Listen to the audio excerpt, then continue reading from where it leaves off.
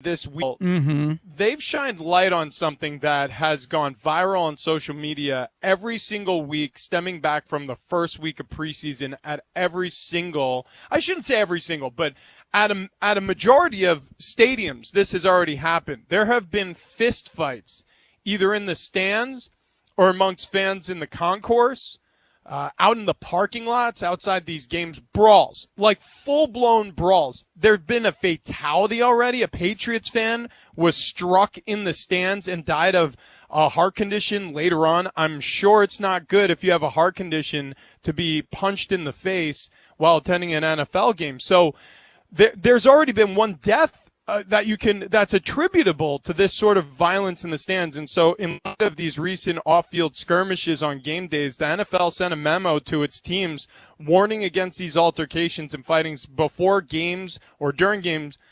And basically, they're going to start strongly enforcing game day policies. This includes amongst the players too. You know, there's supposed to be a neutral zone in the middle of the field where players from either side aren't able to cross over. And so you're going to see suspensions being handed down. You're going to start to see a heavier load of police or security in the stands. The NFL is cracking down. All right. That's all great. I understand. And safety should be a priority for anyone attending an NFL game. But let's get real here, Rich. First of all, this has been going on forever. Yeah. I remember the first time I went to San Diego working for the Raiders organization, I counted at least 12 full-scale brawls in the stands. And I'm talking where security has to come in to peel bodies, and at the bottom of every pile was some poor Raider fan. Now, we've also talked about alcohol consumption. Yeah. Isn't it always amazing to you that they don't have checkpoints as you leave the stadium for alcohol? How many people leave a NFL stadium with a blood alcohol level above the legal limit? And you're talking about people driving away. Under the influence. There's no checkpoints. I mean, if you really want to get serious about this, zero alcohol served at stadiums. You can't bring alcohol to the stadium. You can't serve alcohol at the stadium. Because alcohol is the fuel. Let's be clear on this. If you want to say what is the main culprit for these fights, it's alcohol consumption. So if the NFL really wants to crack down, and of course they're getting billions of dollars from these alcohol beer companies for the league, then you say no alcohol sold in. And by the way, no alcohol brought in because, they would limit how much alcohol they would serve like in half. They've changed the rules and everything else. And so people would get loaded up. I mean, I was eyewitness to this where they would just drink and just be staggering as they walk into the stadium. You were witness to it. So you want to. I can't tell you how many times I have beer spilled on me as I was walking out of a tunnel. How about a breathalyzer test going into the stadium? If you're over the limit, you leave. I don't care if you got a ticket to the game or not. So again, it's all good to say we're concerned about the safety of the stadiums. I'm 100% for that, but alcohol fuels it. So if you really want to crack down, if you really want to make a statement, I know they won't, but if you really do want to make a statement, that's how you do it. By the way, guys, we have our first touchdown of the game. We started early. 69-yard touchdown run from Jerome Ford for the Browns. Wow, so the Browns jump off to an early 7-0 lead on the road against the Colts. By the way, Deshaun Watson is back at quarterback for the Browns today, so we'll keep an eye on that. But anyway, I mean that's how this is. Is it a concern? Yeah, and they almost like you said, there was a death. And so they have to address this, but they're not going to. They're not going to be serious about this because, again, alcohol is the fuel that creates this. It's every man for himself. I mean, I have sat in stands at stadiums all over the country where I've been in full witness. We see fights. People post this all the time on their social media, full brawls. What was it? The Raiders and Chargers recently? Guy got knocked out. Oh, yeah. It happened amongst Bears fans at a recent Chicago game. It's happening at every stadium. So, look, it's time to do something about it. They're absolutely going to do something about the fighting on the field. It's alcohol. But, yeah, it's fueled by alcohol in the stands. There's no question. Lamar Jackson and the Ravens are off to a huge start. And Lamar just walked into the end zone for a touchdown, so the Ravens jump on the board early. This is an interesting matchup because everyone's talking about the Detroit Lions, Rich. You know, we've been trumpeting how good the Lions are. This is a road test against the Ravens, and we know the Lions can put up points. The question is, how much better is their defense this year? And at least on that opening drive, what defense? Lamar Jackson literally walked into the end zone. A lot of it from the backfield. Their DBs are very banged up for the Detroit Lions. I think they added one more corner saying he was out for this game, too. Well, so they're down to their third or fourth corners. It's been Swiss cheese, Chris, on this one because Lamar went 3 for 3 passing. Yeah, Zay Flowers yards. getting a lot of yards early. Yeah, they're going to have Flowers to caught a outscore him. reception for 46, and Lamar Jackson carried the ball for 12 yards, including that score. All right, so also the Patriots are on the board first, believe it or not, 3-0 lead for the Pats against the Bills. And another big story that came out today, Rich, is that in the offseason, Bill Belichick got a huge, lucrative contract extension. So does that change anything with Bob Kraft now that he handed all that money to the future, doubled down on his commitment, at least in the offseason contractually, to Bill Belichick? Well, I said this earlier on the herd when Colin was asking me about the Patriots and Bill Belichick and what do you do? Has time passed him by as a coach? And before I was aware of this revelation that there was a contract, that there was a lucrative contract signed between Bill and the Patriots this offseason, what I said to him, I'll repeat to you. Look, I'm loyal to a fault. And I understand that sometimes loyalty can blind you from the reality of a situation. There's no question about that. There's many people who stay in marriages for too long for that reason and would be happier and potentially raise a happier family if they were divorced. But loyalty is a very difficult thing to undo. And I think, for me personally, I look at Bill Belichick still as one of the most brilliant football minds in the history of the game, and what he was able to architect with Tom Brady is potentially replicable. Now, it's not with Mac Jones. I think that ship has sailed. I don't think he's going to be the quarterback of the future, but I do think that Bill's going to be there. I said this earlier this week, and I'll repeat it here for you, Steve. I honestly think that there's no moving off of him, and as much and as loud as Patriots fans want to be, a big part of the reason of that is what Robert Kraft and Bill have built together in Foxborough. I think he'll at very least be given another season. I don't forecast, even if things go sideways next year, him making a decision to fire him part of the way through. So I don't think there's going to be any rash decision making in New England. I think they're turning the temperature up on Bill. I think the media certainly has turned the temperature up on Bill. I think fans have certainly turned the temperature up on Bill, but he isn't going anywhere. Well, right now the Patriots are 1-5 overall, 0-3 at home, and big underdogs at home today against the Bills. But the Pats have the early 3-0 lead. Colts get on the touchdown. Gardner Minshew just threw a touchdown pass, so they have evened up that game 7-7 with the Browns. Mentioned the Ravens up 7-0 on the Lions. Connects with Josh Downs there for the touchdown. That is right. Josh Downs, 59-yarder. All right, so on the other side, not only obviously we're going to keep you updated on the 6 games going on right now around the National Football League, but preview some of the other games coming up. Shannon Spake is joining us, the Fox Sports sideline reporter. She's going to work that Cardinals-Seahawks game. She'll join us. This is Fox Sports Red Zone Radio. Our NFL coverage hits hard, and not just on game day. A walk-in touchdown. Check this out, man. Follow us on social media all season at Fox Sports Radio. It's football. Breaking news, videos, articles, and reactions. Your season is not over. At Fox Sports Radio. Kick off the football action with BetMGM, the king of sportsbooks. When you register with BetMGM, you'll get instant access to a variety of parlay selection features, live betting options, player props, and the best daily promotions in the business. And with BetMGM at your fingertips, Every play in every game matter more than ever. Place your money line, prop, parlay, and same-game parlay bets with the king of sportsbooks today. BetMGM and GameSense remind you to play responsibly and offer resources to help you make appropriate choices. BetMGM.com for T's and C's. 21 plus to wager. U.S. promotional offers not available in D.C., New York, or Ontario. Gambling problem? Call 1-800-GAMBLER in Colorado, D.C., Illinois, Indiana, Kansas, Louisiana, Maryland, Missouri, New Jersey, Nevada, Ohio, Pennsylvania, Tennessee, Virginia, West Virginia, Wyoming. Call 877-8-HOPE-NY or text HOPE-NY 467-369 in New York. Call 1-800-NEXT-STEP in Arizona, 1-800-327-5050 in Massachusetts, 1-800-BETS-OFF in Iowa, 1-800-270-7117 for confidential help in Michigan, in partnership with Kansas Crossing Casino and Hotel. Darius, look who just figured out how to find my Medicare plan options. Just typed in my zip code and boom. This is not just a search tool. Look at you go, Mom.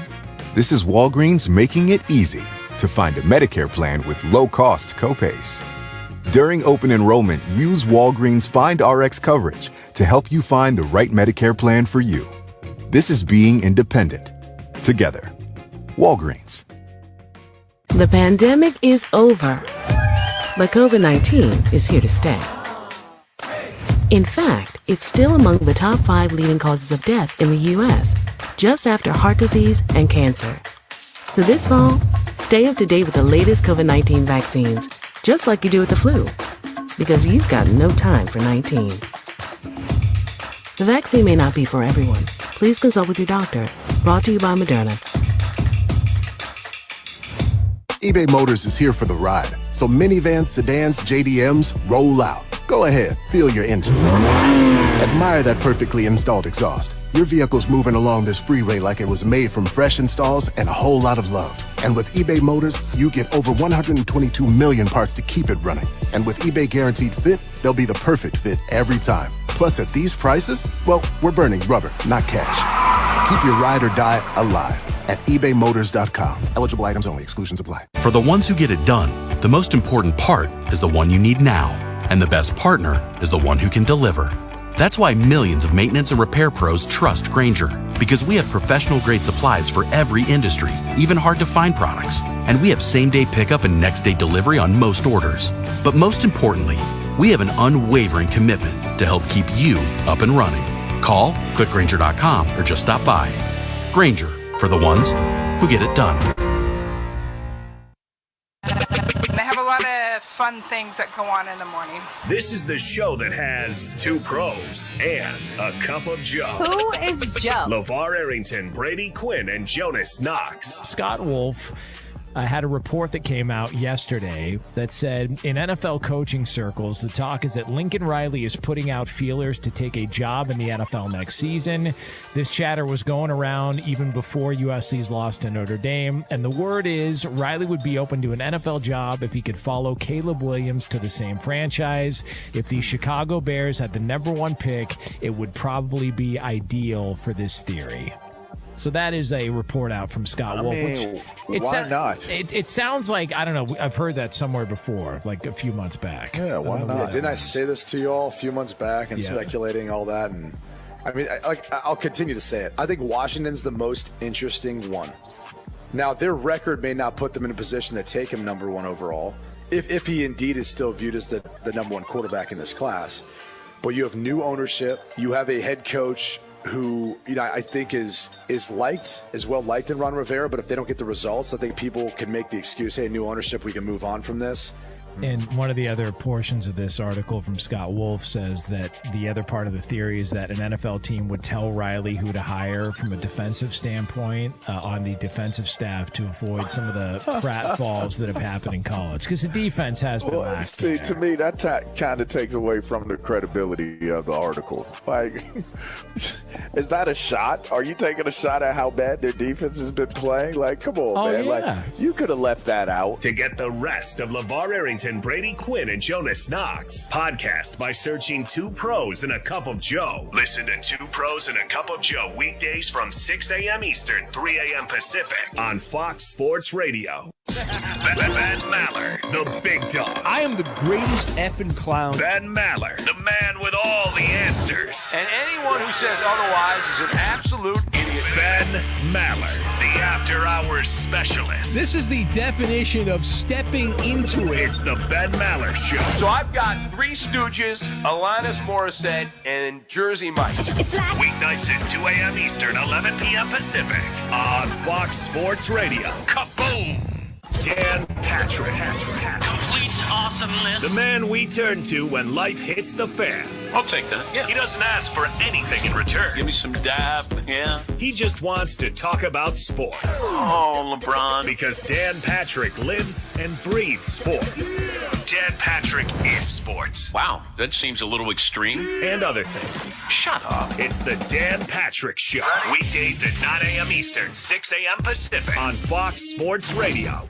This is Fox. Our hosts talk about sports. I have a deep well in my brain for sports. Deep. They talk about life. And opinions, they're kind of like farts. What do you think's on his Yacht Rock playlist? And sometimes, okay, a lot of times, they talk about themselves. Do you have any idea who I am? I had to take all my dad's underwear off the clothesline. I ended up being a very expensive chandelier in a house with no furniture. Wow. We're dropping knowledge on Fox Sports Radio.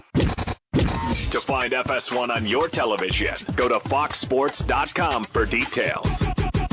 Go! Check them out. FS1. Check them out. FS1.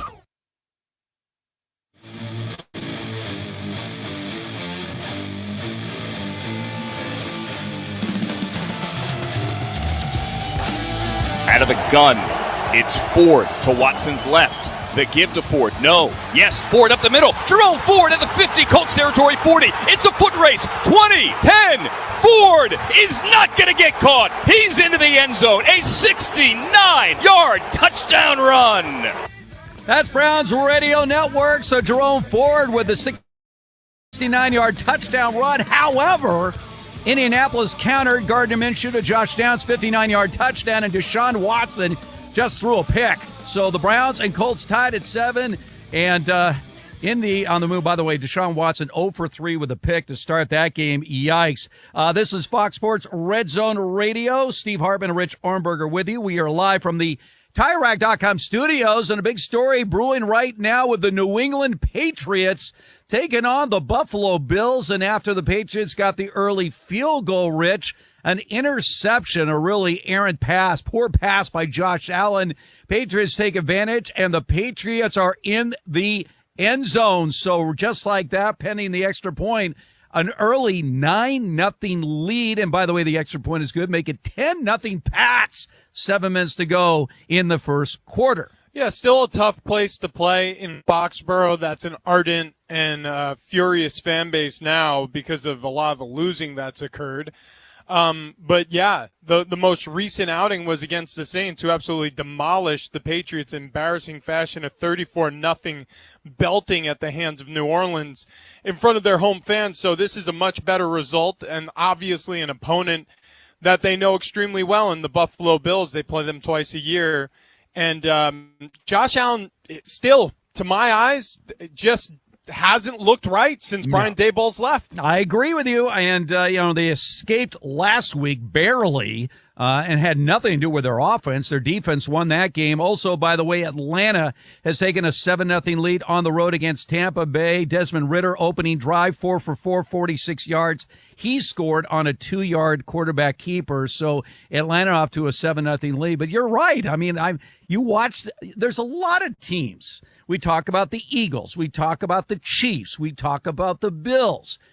These teams don't look right. Right. And we're into week 7 in the NFL. Usually maybe 2 or 3 weeks to get going, but you get to week 7 and your offense is just not really clicking. There might be some big problems. Bears, by the way, just got a rushing touchdown from Foreman, so Bears jump on the Raiders early 6-0. But am I right? I mean, if you haven't found the offensive formula, the rhythm, or whatever you want to call it, this deep into the season, you might have some problems. Well, look at some of these quarterbacks on the AFC side who we're all touting as going to have amazing seasons this year. You know, we talk about Patrick Mahomes, we talk about Josh Allen, we talk about Justin Herbert, we talk about Joe Burrow. Joe Burrow, obviously, okay, we'll give him an excuse. He had the calf injury, so there's been consistency in terms of the way he's been coached. But the other three, Kellen Moore is the new OC in town in L.A. With Josh Allen, this is now into his second year with Ken Dorsey. But like I mentioned, since Daboll left for the coaching job in New York, he just hasn't looked quite right.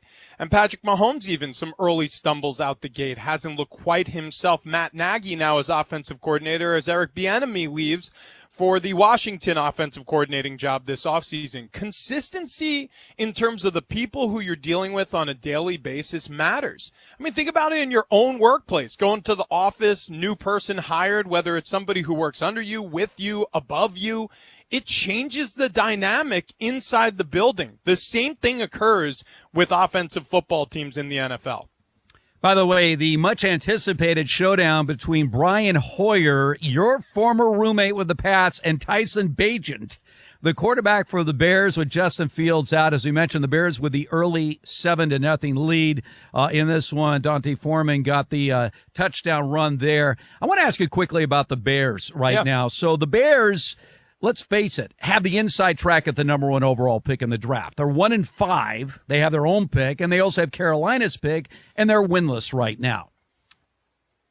We just saw Caleb Williams lose again. And by the way, Caleb Williams is out there talking about that, you know, he would like to get part ownership of a team. I don't know if Caleb Williams understands that you can't do that as an active player. I mean, you can, you know, have a wink promise once you retire, but no, you don't get a chance to own a team in any respect as an active player in the National Football League, nor will ever that happen.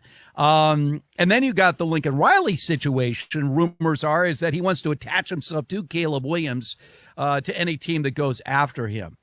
He hasn't looked right the last couple of weeks. I mean, the 3 picks against Notre Dame, and I watched a lot of that game yesterday against Utah. Utah just has SC's number.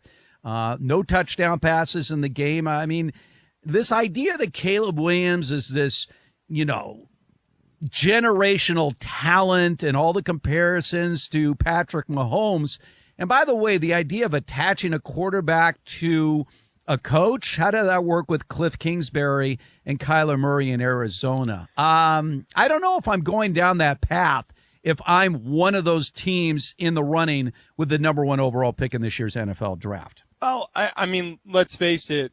It got Kyler Murray paid. So from the standpoint of Caleb Williams, I'm not shocked that he's interested in continuing his collegiate success with the head coach who helped him foster that at the college level, at the next level. So if this is a package deal situation, it makes perfect sense. Now, in terms of the Arizona Cardinals, obviously, since it looks like they're going to be moving off of Kyler Murray and they've already moved off of Cliff Kingsbury, not well. But that doesn't mean that another team won't think, well, with our franchise being more stable than Arizona's, we'll be able to figure this out. And never say never on that piece about how a player could or will never have some stake or share in a team, because there have been a lot of things we've said never about, like the NFL will never be in Vegas.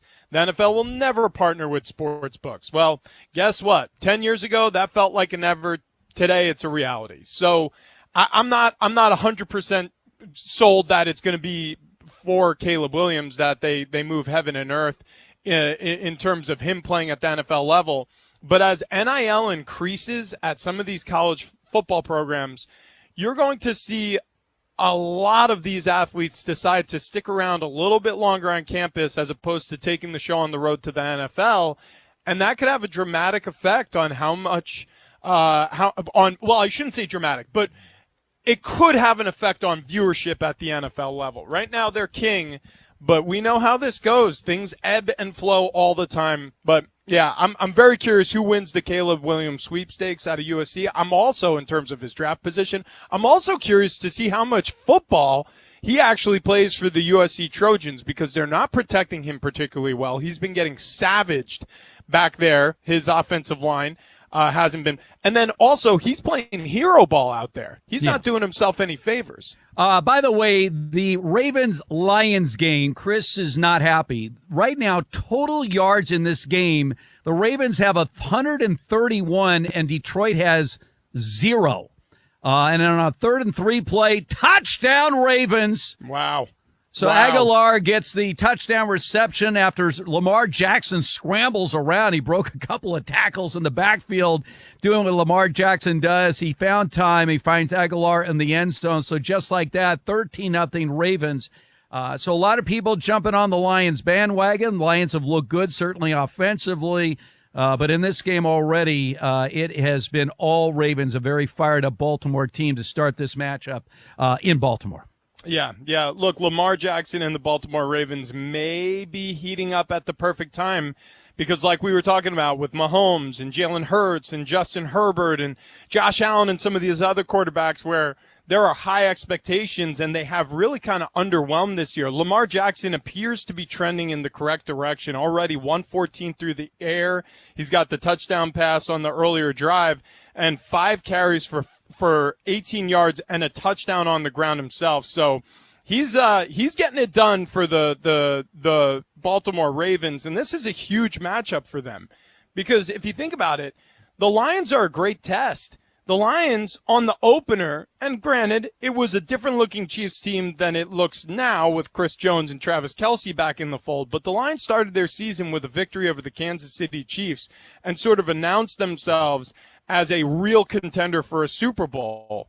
If the Ravens get this win in commanding fashion, this really does knock the Lions down a couple of pegs or potentially vaults the Ravens to the top of the conversation in the AFC. We are live from the TireRack.com studios. By the way, last week was the lowest scoring week in the NFL in almost a decade, but we got fireworks right now. Baker Mayfield just threw a 40-yard touchdown pass to Mike Evans, so the Falcons and Bucks have even at 7. So after a dismal offensive week for the NFL last week, at least early on, things are heating up. Let's find out what is trending right now.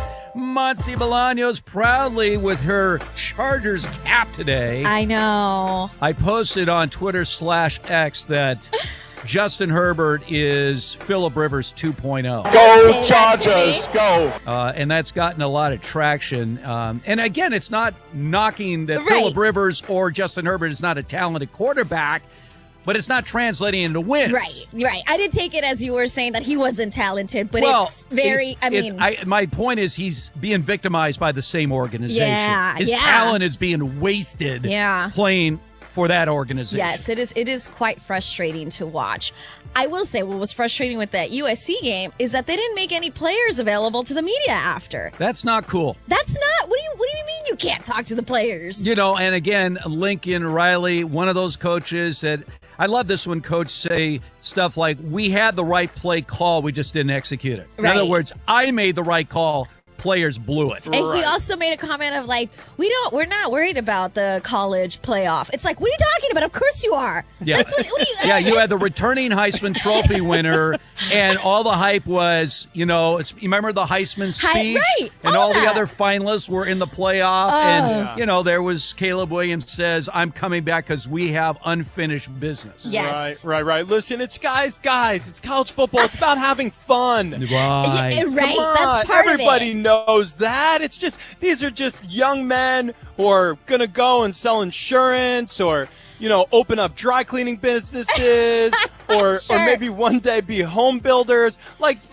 This isn't about pay for profit and play at the highest level of athletic achievement. No, we're out there just having fun. Right. It's not like you just said, Caleb Williams wanting ownership. I can't with that. I can't with that. So I'm going to check in with the 6 NFL games going on right now. The Bears are beating the Raiders at home 7-0. Less than a minute to go in the first quarter, while the Browns and the Colts are still tied at 7 apiece halfway through the first. So far, it's been all Patriots. Josh Allen threw a pick off his first pass of the game. No bueno for me because he's on my fantasy team. But the Patriots are up on the Bills 10-0. About 2 minutes to go in the first. Falcons and Buccaneers just tied the game. Like you mentioned, Baker Mayfield finding Mike Evans in the end zone. So it's 7-7 with the Falcons and the Buccaneers late in the first quarter. And so far, all Ravens against the Lions, which I'm a little surprised about because the Ravens offense has been inconsistent, to say the least. So I was expecting the Lions to come out hot. Plenty of game left. 3 minutes to go in the first quarter. Baltimore up 14-0 against Detroit. In the NBA, big news came out today. Steven Adams of the Memphis Grizzlies is going to undergo season-ending surgery on that right knee that kept him out of the playoffs last year.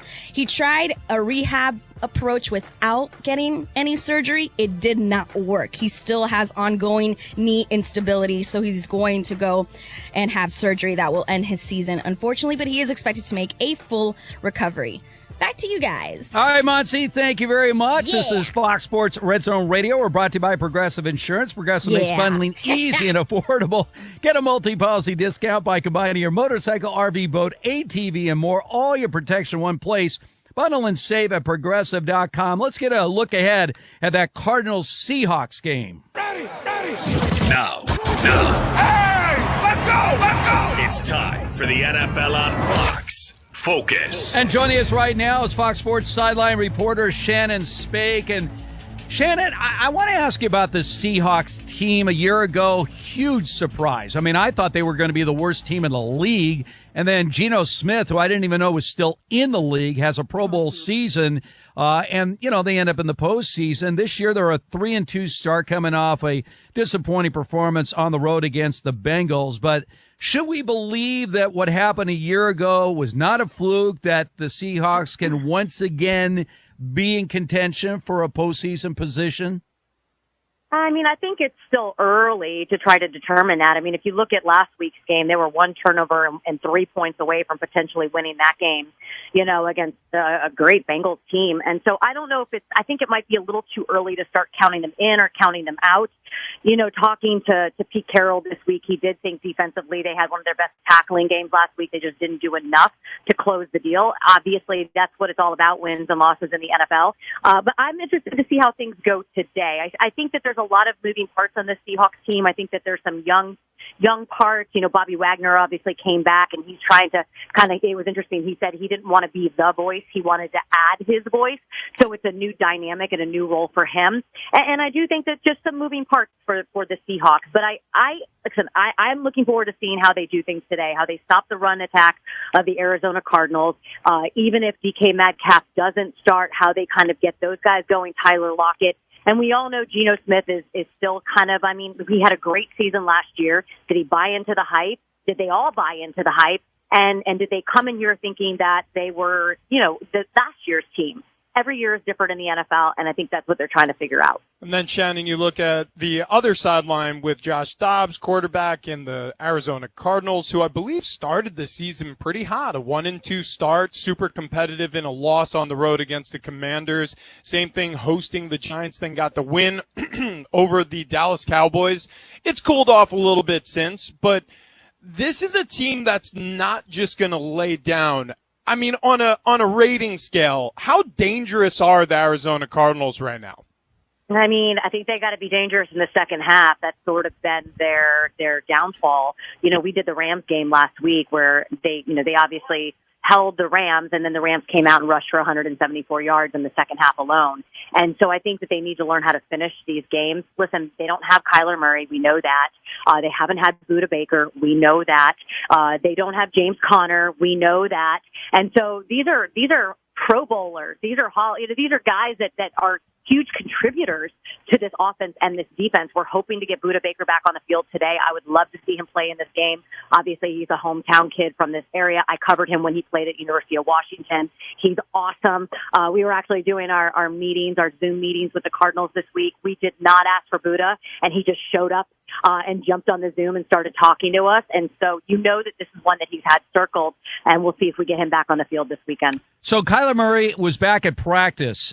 Do we have a timetable now on when he's expected to return to Arizona, and how is that whole dynamic working? I mean, let's face it, Shannon, before the season began, the Arizona Cardinals were the overwhelming favorites to be the worst team in the NFL. I think their over-under was 4.5. Every other team was 6.5 wins this year. But when Murray returns, how is that whole dynamic going to work? Is there bad blood? I mean, what are you sensing right now with the anticipation of Murray's return at quarterback for the Cardinals? Yeah, I mean, I don't really think that, everything I've heard from practice, guys were really excited to see him back out there. So I don't know if bad blood's the way that I would go with it. I do think it's interesting, what Jonathan Gannon said is that Kyler Murray's never taken a snap in this new coaching program and this new offense and the new way that they're doing things. So it's not only going to be a physical, is he physically ready, but is he ready from a, X's and O's standpoint in terms of learning this specific offense. When I asked Jonathan Gannon this week about that, he said he's close, and that's really all that we got. Jay Glazer said on the show this morning on Fox Sports that he took some snaps with the first team. I have not had a chance to confirm or deny that. Obviously, if Glazer says that, I'm going to believe it. But if he's already taking snaps with the first team, I would say that's pretty much an indicator that it's I would say, a week or two away. When you look at Pete Carroll, and you think about the reinvention of Geno Smith, and you think about where the Seahawks were with Russell Wilson, how is he still doing this? How is the message not gone stale? How is he still seems as energetic as ever, and he's now in his early 70s? How on earth is he still coaching at this high of a level at his age and with the rebuild that has occurred in really quick fashion in Seattle? So I grew up in Fort Lauderdale, and we learned a lot about Ponce de Leon and the Fountain of Youth. And I think that Pete Carroll has found that, okay? I think somehow he's tapped into that. He's amazing. I love sitting in a room with him, and I think what I hear him say about his players is it's not just about the 40 time or their vertical jump or how they do this or how they do that. He looks for a certain quality, a certain type of player, a certain toughness. And I think as those players continue to get older, they then teach the younger guys what is needed. All of these guys are elite in what they can do from a, running, catching, tackling standpoint. But I think those intangibles are the things that Pete Carroll looks for. And I think sometimes those intangibles are some of the most important things that you can have on a football field. Just listening to him talk, when he talks about his players, he says, this is what I saw in them. This is what even with Geno Smith, it's a great story. He sat behind this guy. He learned. He's got the toughness. He's got the drive. He's a leader. I think all of those things are so important, and I think that is what makes Pete Carroll's teams elite. Battle in the NFC West. Cardinals on the road against the Seahawks. Shannon Spake will be on the sideline. Shannon, thanks so much for joining us. We'll be watching.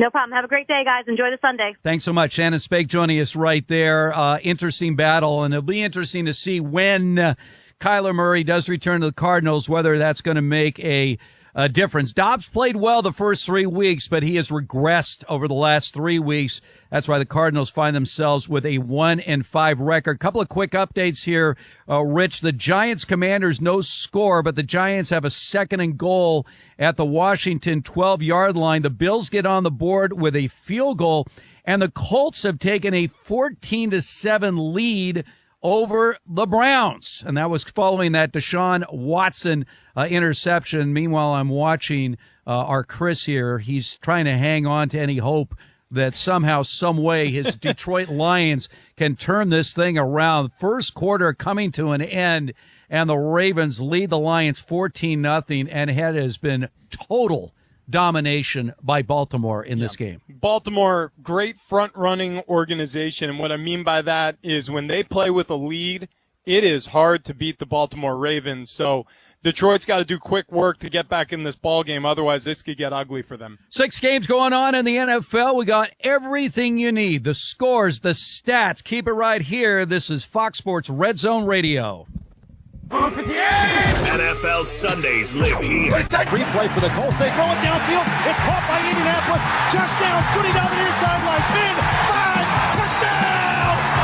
INDY. A 59-yard broken play for the Colts. It's your NFL Sunday. We're Fox Sports Radio. Hey, it's Jonas Knox. Buy a seat for the Breeders' Cup World Championships, and chances are you won't use all of it, just the edge, because that's where this experience will have you. On the edge of your seat to witness the brightest stars from around the world. On the edge of your seat for the long shots, upsets, and an experience that's truly a breed apart. November 3rd and 4th at Santa Anita Park. They'll come from around the globe to keep you on the edge of your seat. Get tickets today at breederscup.com. Hi, I'm Martha Stewart, and I have a question for you. You know that unwelcome guest everyone wishes would just leave already? That's COVID-19. That's why I got a COVID shot this season, designed for recent variants. Got it? Learn more and schedule this season's updated COVID-19 shot at vaccines.gov. Sponsored by Pfizer. There are some shows you don't want to miss. Anyway, it's a big story. And there are some shows you can't miss. Yes! This is Covino and Rich.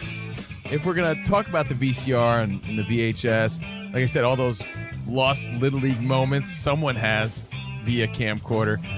How awesome was it when you would get those baseball, funny side up, or if your team won the championship? Not only did I love blooper VHS tapes, the year in review. The year in review, if your team won, that was just even part of it. Even if they didn't, I remember I had a Return to Greatness Raiders VHS tape. Yeah. Rich. Like they're turning things around. And no matter how your season ended, they would spin it positive with the narrator. Oh, yeah, and it was fantastic. And you'd watch it and wear it out. And I learned a lot about other World Series. Like, I would have a collection of, 1964 World Series. I watch it on VHS.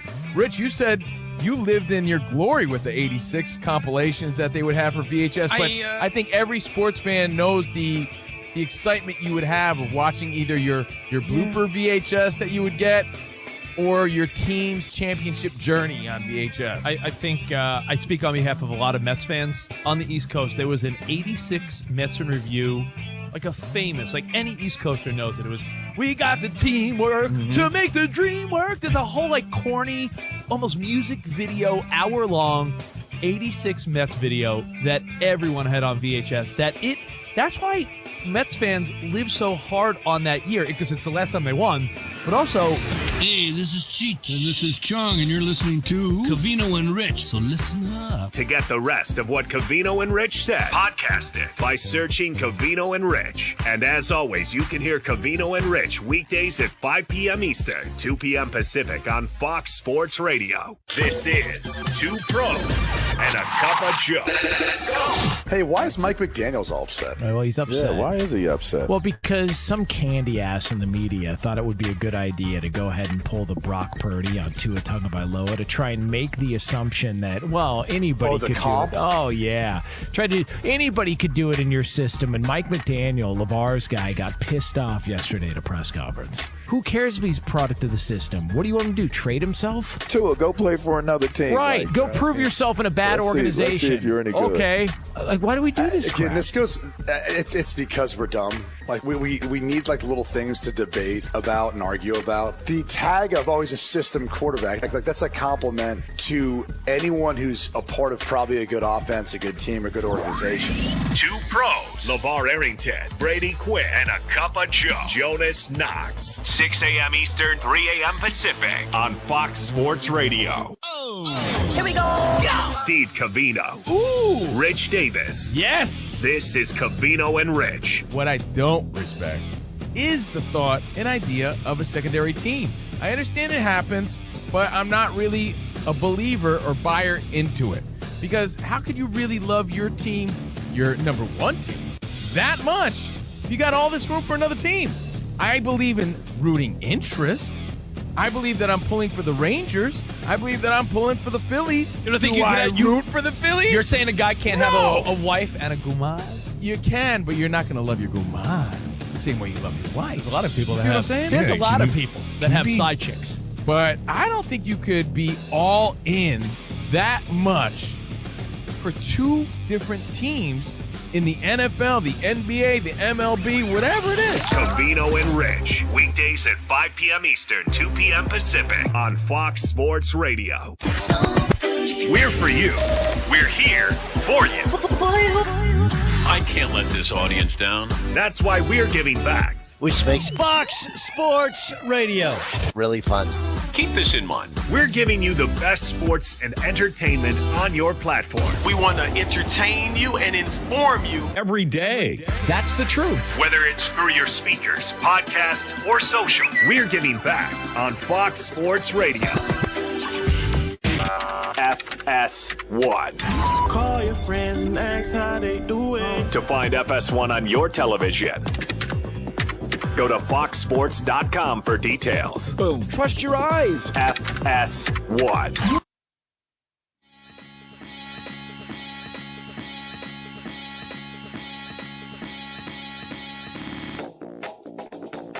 Lamar takes the snap. Lions rush 4. Lamar escaping the pocket, spins his way, extending to the right side. Settles his feet, lobs in the back of the end zone. Touchdown, Nelson Aguilar! And Lamar Jackson delivered for a second time in the red zone today. That's 98 Rock Ravens Radio Network, and the Ravens have scored again. 21-0 Ravens over the Lions. You want to hear some numbers? Lamar Jackson, we got 13 minutes to go in the first half. 14 of 17, 207 yards, 2 touchdowns, no picks. So he has 207 yards passing. Jared Goff has 2. Total yards, 245 for Baltimore, 6 for Detroit. That's what we call domination. This is Fox Sports Red Zone Radio. Steve Harbin, Rich Armberger. We are live from the TireRack.com studios. By the way, if you like using debit over credit, shouldn't you also get rewarded? Well, now you can with Discover Cashback Debit. It's a checking account that rewards everyone with cashback on everyday purchases with no fees, period. Check out eligibility and terms at discover.com/cashbackdebit. Discover Bank, member FDIC. So this Ravens-Lions game, Lions were undefeated on the road, 3-0, 5-1 overall. A lot of people thought, wow, we're going to find out a lot more about this Lions team against obviously a quality Ravens team on the road. Lamar Jackson, 2 touchdown passes, 207 yards passing, 13 minutes to go in the first half. He's also run for a touchdown. This is blowout city today. Well, and one of the things that we've been able to say about Lamar Jackson's Ravens since he's gotten there is, well, you can count on them to possess the ball, run effectively, and play great defense. And that has been true. However, Todd Monken now, the offensive coordinator, a little bit of a different view as to how Lamar Jackson can be utilized offensively. The passing game picking up so far today, 38 yards on the ground to 207 through the air, 14 of 17 passing. Like you said, the 2 touchdown passes already.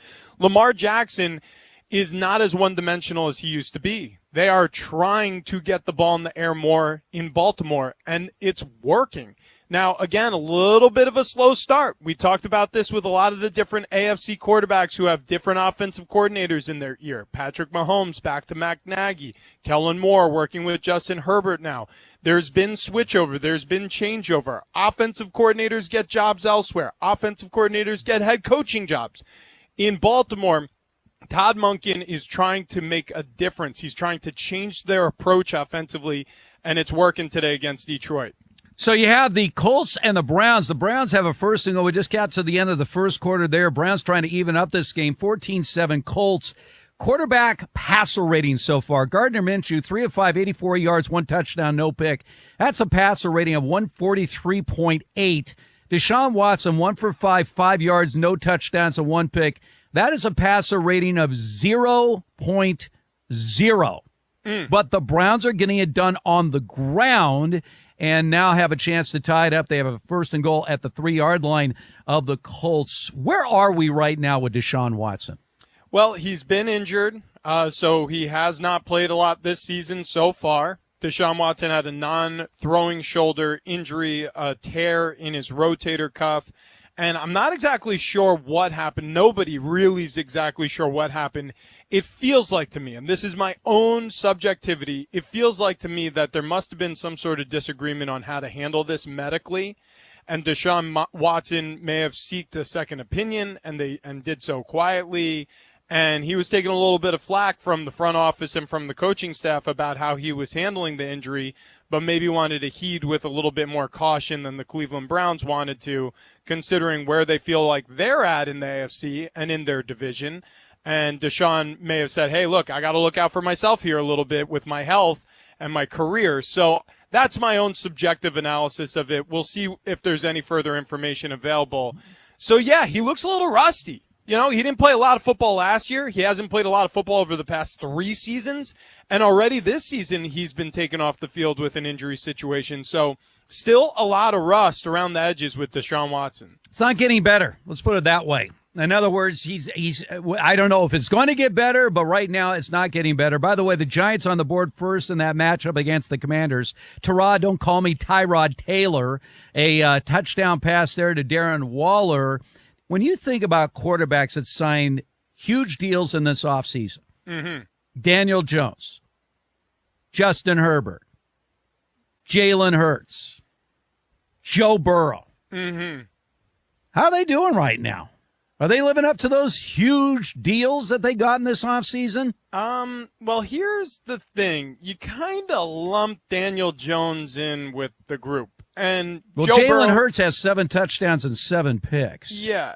I don't include Daniel Jones. Daniel Jones, he signed the Dak Prescott contract from 2 years ago in New York. Yeah. I hate to say this because this sounds ridiculous, but $40 million for a franchise quarterback, if that's what the Giants felt that Daniel Jones could be to them, is a bargain. Yeah. Now, he has not played well this season. I don't think it's all Daniel Jones' fault. I don't think anyone's going to say $40 million a year for Daniel Jones is a bargain. Well, if you look at the Giants and the way they were protecting him while he was out there, not all of those sacks were the offensive line's fault. Some of them were Daniel Jones' fault, but my goodness, he was sacked 30 times before Tyrod Taylor took over. 30 times.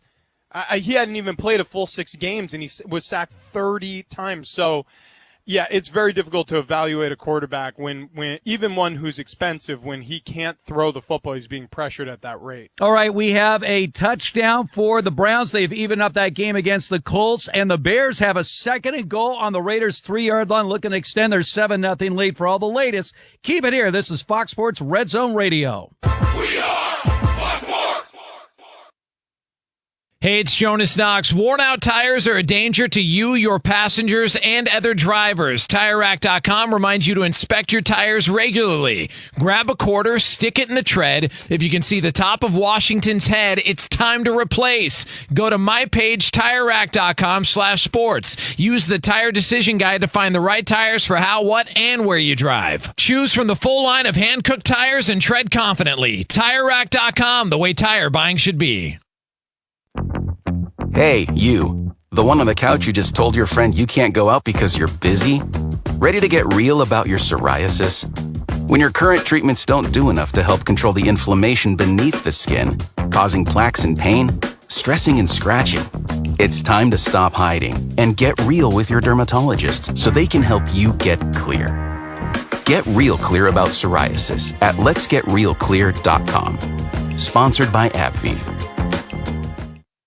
Fearless voice in sports is on FS1. The one and only Colin Cowherd is bold, unique, and outspoken. Wow. You can see him on The Herd, weekdays at noon Eastern on FS1 in the Fox Sports app. Now, here's a taste of something that you missed from the Doug Gottlieb Show. Gotta have it. It's great. Alex Rodriguez, he was asked on a radio show recently about not having his number retired by the Yankees. The Yankees have also done you dirty. They gave out 13 to Joey Gallo. Did that piss you off, honestly? It did not make me happy. I want my number retired. If it's not retired, then so be it. So does it bother you, though, that it's not retired? Yeah, of course it bothers me. I mean, how many ways could we go with this, Doug? Alex Rodriguez isn't going to be retired by that team. I don't think the Mariners retired it. They should never, because he cheated. And he admitted Twice. to it. Twice. And he lied And and, lied he threw about it. people under the bus. And Yes. he'll he never get his cheated number retired. He cheated twice, right? He cheated twice. Yes. He had the longest suspension, PED suspension in the history of the sport, history of any sport, because he cheated twice. And, like, you want to talk about, he acts like he's critical of the Yankees. You want to talk about saying nothing. You're so right, Derek. You're so right. You know? Like, dude, it's bad. The idea, but this is kind of a snapshot in Alex's mind. Now, he's been able to, with the use of TV and smart, like, marketing, he's been able to kind of conjure up this image that that acts like people have forgotten, but they don't forget. They're not forgetting. He was great in one World Series. Don't get me wrong. But it was sandwiched by 2 PED suspensions, and that's not going away. I want to say in the last couple of months, there's been some reporting that he was selling people, throwing people under the bus when he was trying to get less of a suspension or something. Like he was throwing out names. To get the rest of what Doug said, podcast it by searching The Doug Gottlieb Show. And as always, you can hear The Doug Gottlieb Show weekdays at 3 Eastern, noon Pacific, right here on Fox Sports Radio. Here we go. The Ben Maller Show. Are you in? Now, Kraft is said to be very frustrated. The Patriots are no longer a team with razzmatazz. They're not a glamour team. They're a plodding, slow, boring team. And they have moved all the way down the totem pole. And they are on the part of the totem pole where the dog urinates. That's where the Patriots are right now. They're back to patsy status. The tables have turned. Now, Robert Kraft right now is caught between 2 fires because not only does he have the wildfire involving Bill Belichick, who looks completely lost, but you have also promised the de facto defensive coordinator, Gerard Mayo, that you are the head coach in waiting. Problem is, things aren't going so well. Ben Maller, weeknights, 2 a.m. Eastern, 11 p.m. Pacific, on Fox Sports Radio. Doug Gottlieb. He was an athlete. I am a former college basketball player, former professional player. But he never pulls the player card. It's about the sport. He values discussion, especially when he's talking. I talk, you listen. He's Doug Gottlieb. I'm a geek. Say his name. Oh, Doug. It's Doug Gottlieb. The champ is here. That's right. It's the Doug Gottlieb Show. You're welcome, America. Weekdays at 3 p.m. Eastern, 12 p.m. Pacific on Fox Sports Radio.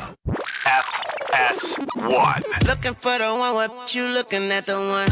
To find FS1 on your television, go to foxsports.com for details. FS1. Looking for the one, what you looking at the one?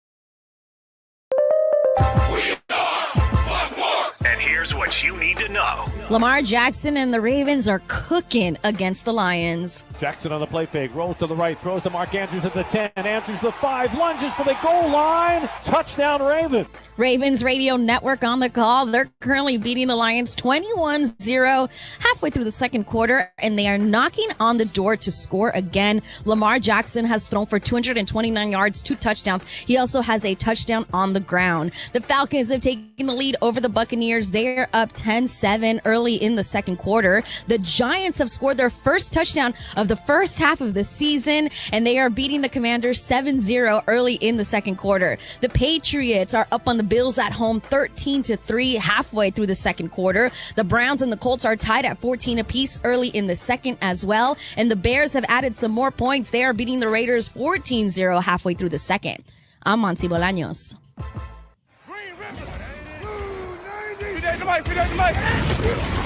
This is Fox Sports Red Zone Radio. The play. How about that second effort to get in the end zone? The hit. Your team, your game. You got the pads on that. It's all broken down right here. Fox Sports Red Zone Radio is now live from the TireRack.com studios of Fox Sports Radio. Here's Steve Hartman and 6-year NFL veteran Rich Ornberger. Taylor takes the snap, fires it into the end zone for Waller. Touchdown, Giants! Their first half touchdown of the season It's their first touchdown since September the 21st in San Francisco. That's WFAN Giants Radio Network. So at least for the moment, Giants fans are feeling a little bit better. The early 7-0 lead over the Commanders. This is Fox Sports Red Zone Radio. We are broadcasting live from the TireRack.com studios. TireRack.com, we're going to get you there. An unmatched selection, fast free shipping, free road ads and protection. Over 10,000 recommended installers. TireRack.com, the way tire buying should be. And it is now 28-0. Ravens over the Lions. Still 8 minutes to go in the first half. Lamar Jackson, 15-19, 229 yards, 2 touchdowns. Gus Edwards just got into the end zone with a score. The Lions have 13 total yards in this game. Baltimore has 325.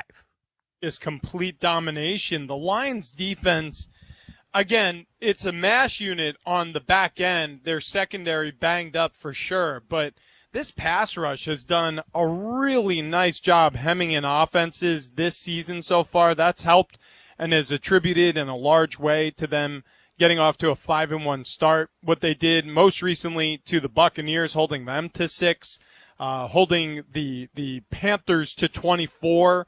Well, their offense romped them, posted 40-plus there. The Falcons earlier in the season held them to 6. I mean, this defense over the past 4 games twice has held teams to single digits. That's difficult to do in the NFL. But today, it's just been Ravens unleashed on Detroit and Baltimore. How about the Bears up 14-0 on the Raiders? Bears coming in, obviously, 1-5, 0-3 at home. Tyson Bagent is their quarterback today. He's 9-12, 62 yards. Meanwhile, your former roommate with the Patriots, Brian Hoyer, 9-15, 81 yards and a pick. What do you make of Davante Adams voicing his displeasure with the organization publicly, even after winning their last couple of games? Well, here's the reality. Davante Adams could have played anywhere.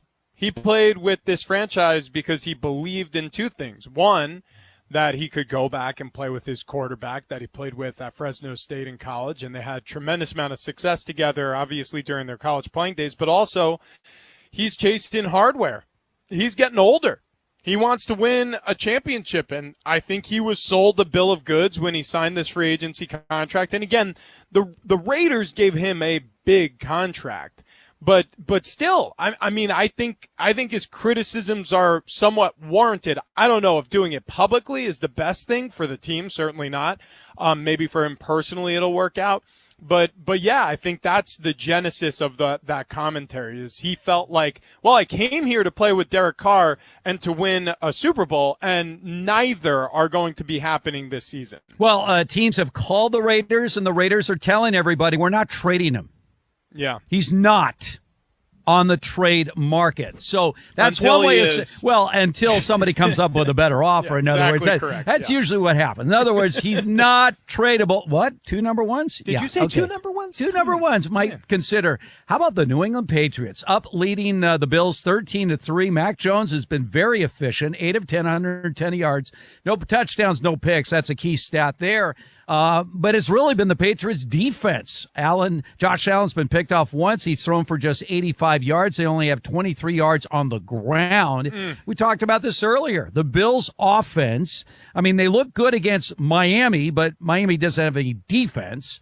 And now they're running into an inspired New England team. And I go back yesterday. I don't know if you watched any of that Alabama-Tennessee game. Tennessee was up 20-7 at halftime at Alabama. Second half, 27-zip, Crimson Tide. And so Nick Saban and Bill Belichick cut from the same cloth. They've been friends forever, coaches together back in the day. And so while the coaching obituaries for Nick Saban were vastly premature, I just wonder if New England can finish this off today, get a win at home against the Bills, whether that can spark this team to get it right and actually head in the right direction for the remainder of the season. Well, look, I mean, this is a team that you could make the argument should be a 3-3 ball club. That Giants win was really the Giants beating themselves last Thursday night. There's no question in my mind that the New York Football Giants could have won that game if they made better decisions at the end of the half. and better play calls at the end of the game, or if the officiating looked at the way Darren Waller was held, which he clearly was, on that untimed down to finish the game, and gave the Giants another shot at it. So you look at them and you say, yeah, 4-2 Bills, they're starting to figure it out. But if you actually watch these games, I still look at them as highly inconsistent, and I have serious concerns about Josh Allen as he progresses with Ken Dorsey, because it doesn't look the same as it did with Brian Daboll. And then in terms of the Patriots, yeah, look, I mean, I'm never going to count out Bill Belichick. I played for the guy for 3 years. I lived in that system. I understand how meticulous it is. And if they have buy-in, that's the most important part. If there's trust in what the organization and the franchise and what Bill is telling everybody at the head of this organization, well, then they're going to have success if they have enough talent on the roster. I don't know if they're a talented enough team to have a good year, but can they have a passable season as they look to rebuild, look forward to, being less restricted with some of the cap numbers that they're dealing with this season? Yeah. And that rebuild, as we know in the National Football League, it can happen really fast. The Buccaneers have kicked a field goal, even up that game against the Falcons. 10-10 right now, the score in that game. Baker Mayfield, 171 yards passing already in the first half. He is playing well. Also playing well, don't call me Tyrod Taylor.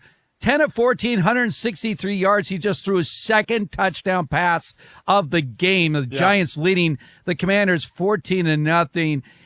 Taylor's been around. Obviously, he's had, I'm almost like a Geno Smith, right? He's been the guy that's been around, starter, backup, now getting an opportunity, obviously, with Daniel Jones out. What do you do if you're the Giants? You're sitting at 1-5. Taylor's playing well. Jones has not. Do you ride the hot hand for a little bit if you're the Giants, or do you immediately run back in your $40 million a year quarterback as soon as he's ready? Well, you always have to think about doing what's best for your franchise in the short run and in the long run. And maybe what's good for them in the short run is to let Daniel Jones get healthy and let Tyrod Taylor handle some of the stressors that are being placed on starting quarterbacks. They still haven't figured out this offensive line.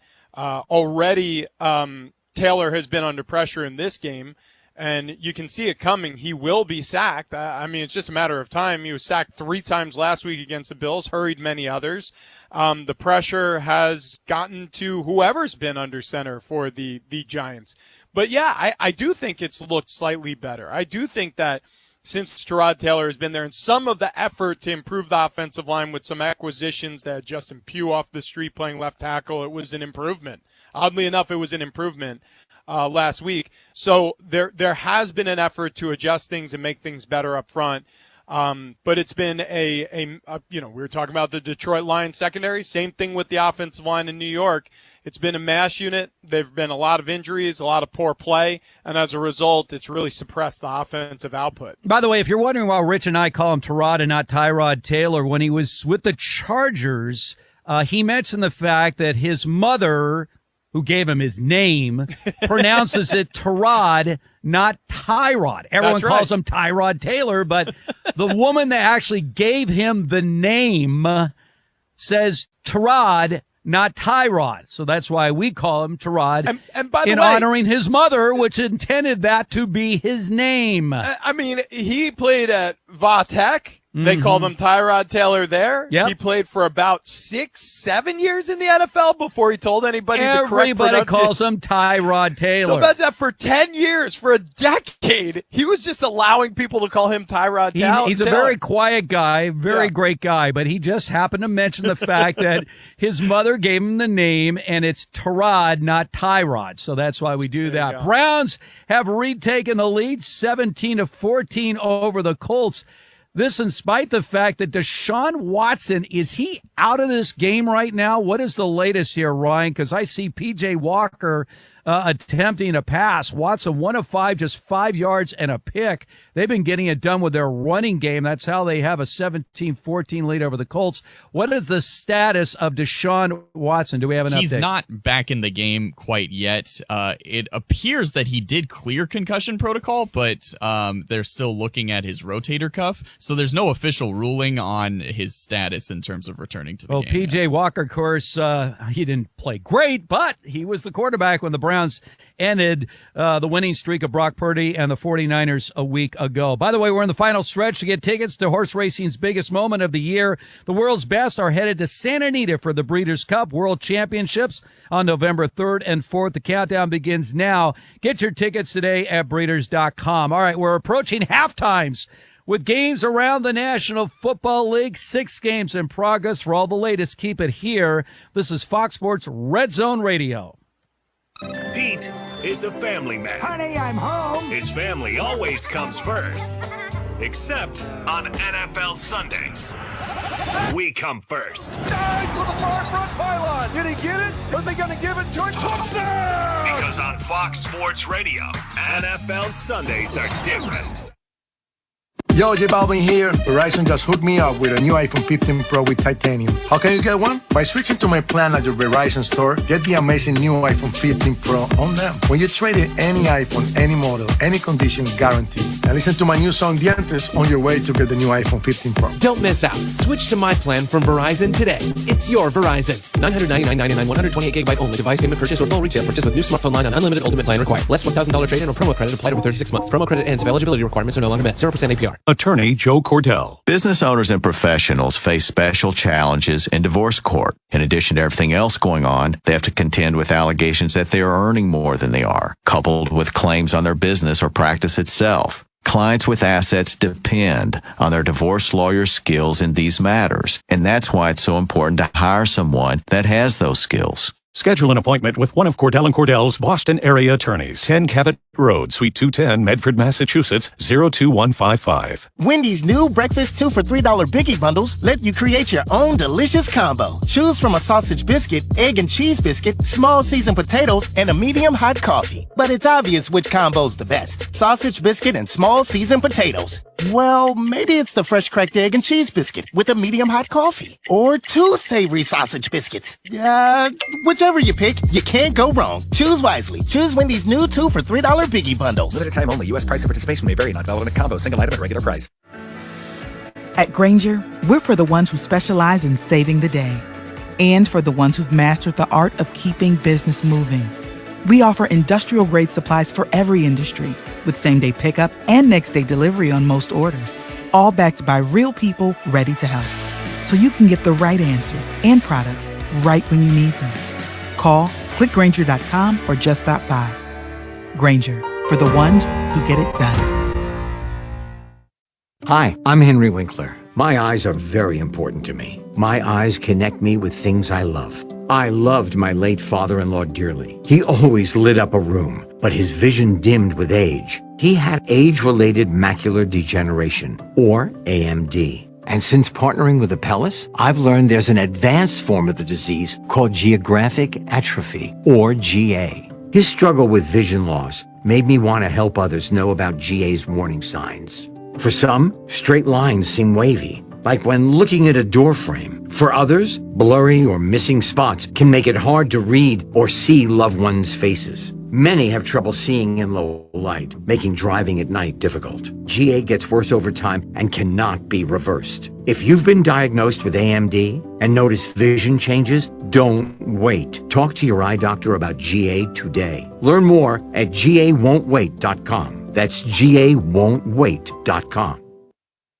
They're fearless. I would put all my chips to the middle. They have attitude. No nice things for you. And they're best friends. With my best friend. He's Jason Smith. I love chocolate and I love the Mets. Fire them all. That's Mike Harmon. What else do you need? It's the Jason Smith Show with Mike Harmon. This is a story you may not like. Putting the sports world on their back. I had a dream about Zach Wilson. Weeknights at 10 p.m. Eastern, 7 p.m. Pacific on Fox Sports Radio. Ladies and gentlemen, you must have been busy, but The Odd Couple with Chris Broussard and Rob Parker We're breaking this down. The Raiders, who are 3-3, won their last 2 games. But Devontae Robb had 6 receptions, only 2 in the last game, for fewer than 80 yards. And he is none too pleased, and he talked about it. When you're a player like me, mentally, my benchmark is not wins and losses, it's greatness. So when I go out there, I expect to be able to have that ability to put that on tape and have an influence on the game. That's my purpose for being here. I'm not here just to hang out. Came here to win and to do it the right way. If it don't look like it's supposed to look, then I'm gonna be frustrated if I'm not a part of that plan, because as you know, I have the opportunity to go and to change that and make it look like a much better picture out there. And if that doesn't happen, then I'm gonna be frustrated. It's not about me, but you know, I'm one of the bigger pieces, you know, as to why this offense is gonna go. And if I'm not getting it, then that's obviously not according to plan. Can you argue with that? And this is not being a diva or whatever. I get it. He expects to be a part of it. He expects if they're going to get to that level that he is going to be a big part of the offense. It's not like they're lighting the house on fire, Chris, without him, like offensively. No. They're struggling. No. Think about this. Even when they beat the Patriots, everybody else is scoring, 35 points on them, and they just barely beat them. And the Raiders are averaging 16.7 points per game, 5th worst in the NFL. That's terrible. And they still haven't eclipsed 20 points, Chris, offensively in any game. Not yet. So yeah. So I get all of that, and I'm here to say. To get the rest of what the Odd Couple said, podcast it by searching Odd Couple. And as always, you can listen to the Odd Couple with Chris Broussard and Rob Parker weekdays at 7 p.m. Eastern, 4 p.m. Pacific, right here on Fox Sports Radio. They don't always agree. Can we have a logical... No! Sometimes they yell, actually. My goodness, I got a headache after all this yelling. But they hold nothing back. I'm a grown man. They set the standard. Bring out the cheese. And they're odd. Yeah! It's Chris Broussard. It's Rob Parker. I'm the poo-poo king. Ew. It's the Odd Couple. Tag team in the airwaves weekdays at 7 p.m. Eastern, 4 p.m. Pacific on Fox Sports Radio. One more Dan Patrick. That sounds like he might be touchable. One more Colin Cowherd. Be honest about it. How about some more Doug Gottlieb? I want to be your guy who's here every single stinking day. More Fox Sports Radio? Any way you want this, I can make it happen. Then it's yours. All of it. We love it! Download the iHeartRadio app and indulge while you do things. Do it. That's a good thing. This is Fox Sports Radio. FS1. Looking for the one, what you looking at the one? To find FS1 on your television, go to foxsports.com for details. FS1. Looking for the one, what you looking at the one?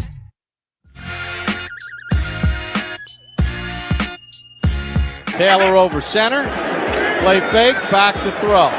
Steps up, dumps it underneath, completes it to Barkley, runs out of a tackle, he's to the 10, he's to the 5, he's in for the touchdown! Saquon from 32 yards out, and the Giants take the lead 13-0. That's WFAN Giants Radio Network. Couple of touchdown passes for Tyrod Taylor. Giants lead the Commanders 14-zip, 5 minutes to go in the first half in that game. Meanwhile, and by the way, this is Fox Sports Red Zone Radio. Steve Harper, Rich Ornberger. We are live from the TireRack.com studios. Gardner Minshew rushing touchdown. Anthony Richardson, the rookie, out for the season, Rich. And Gardner Minshew will be the quarterback from here on in for the Colts. Colts lead the Browns by a score of 21-17. Big disappointment for the Colts organization with the injury to Anthony Richardson. I guess my only concern there early in the season is that there was a lot of focus on Richardson because the owner had made it clear even if they'd had the number 1 overall pick, Anthony Richardson would have been their choice.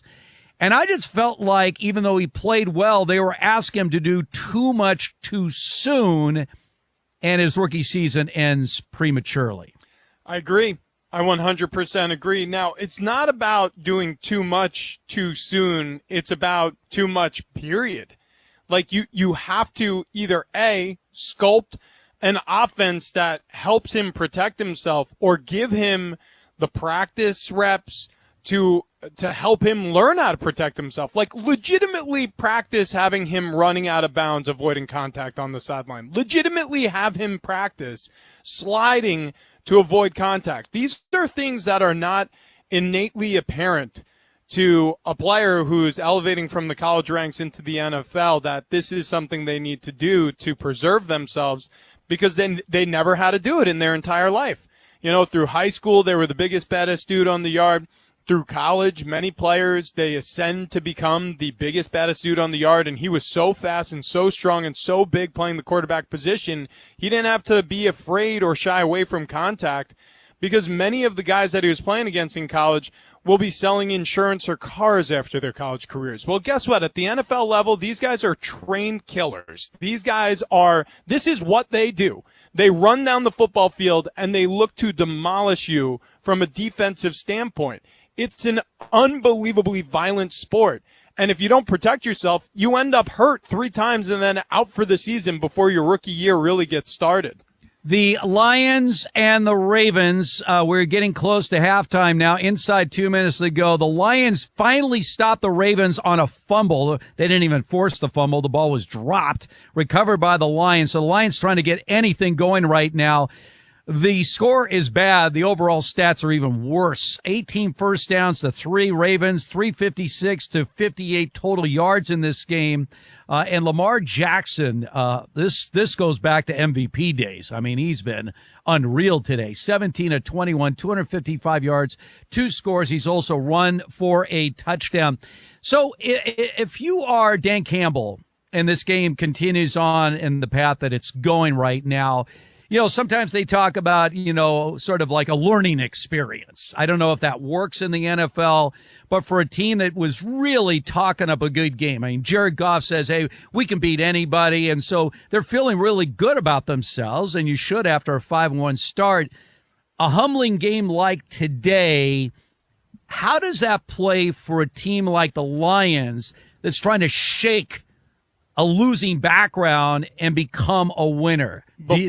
Before I answer that question, we just got a text message from a former co-host of us both. Mike Costa also used to be a sideline analyst for the radio call for the Las Vegas Raiders, working in his yard, wanted a Raiders update in this game. It is not going well for Las Vegas on the road in Chicago. No. 14-3 right now. The Raiders are trailing. Brian Hoyer, 10 of 19 passing, 93 yards, 1 pick.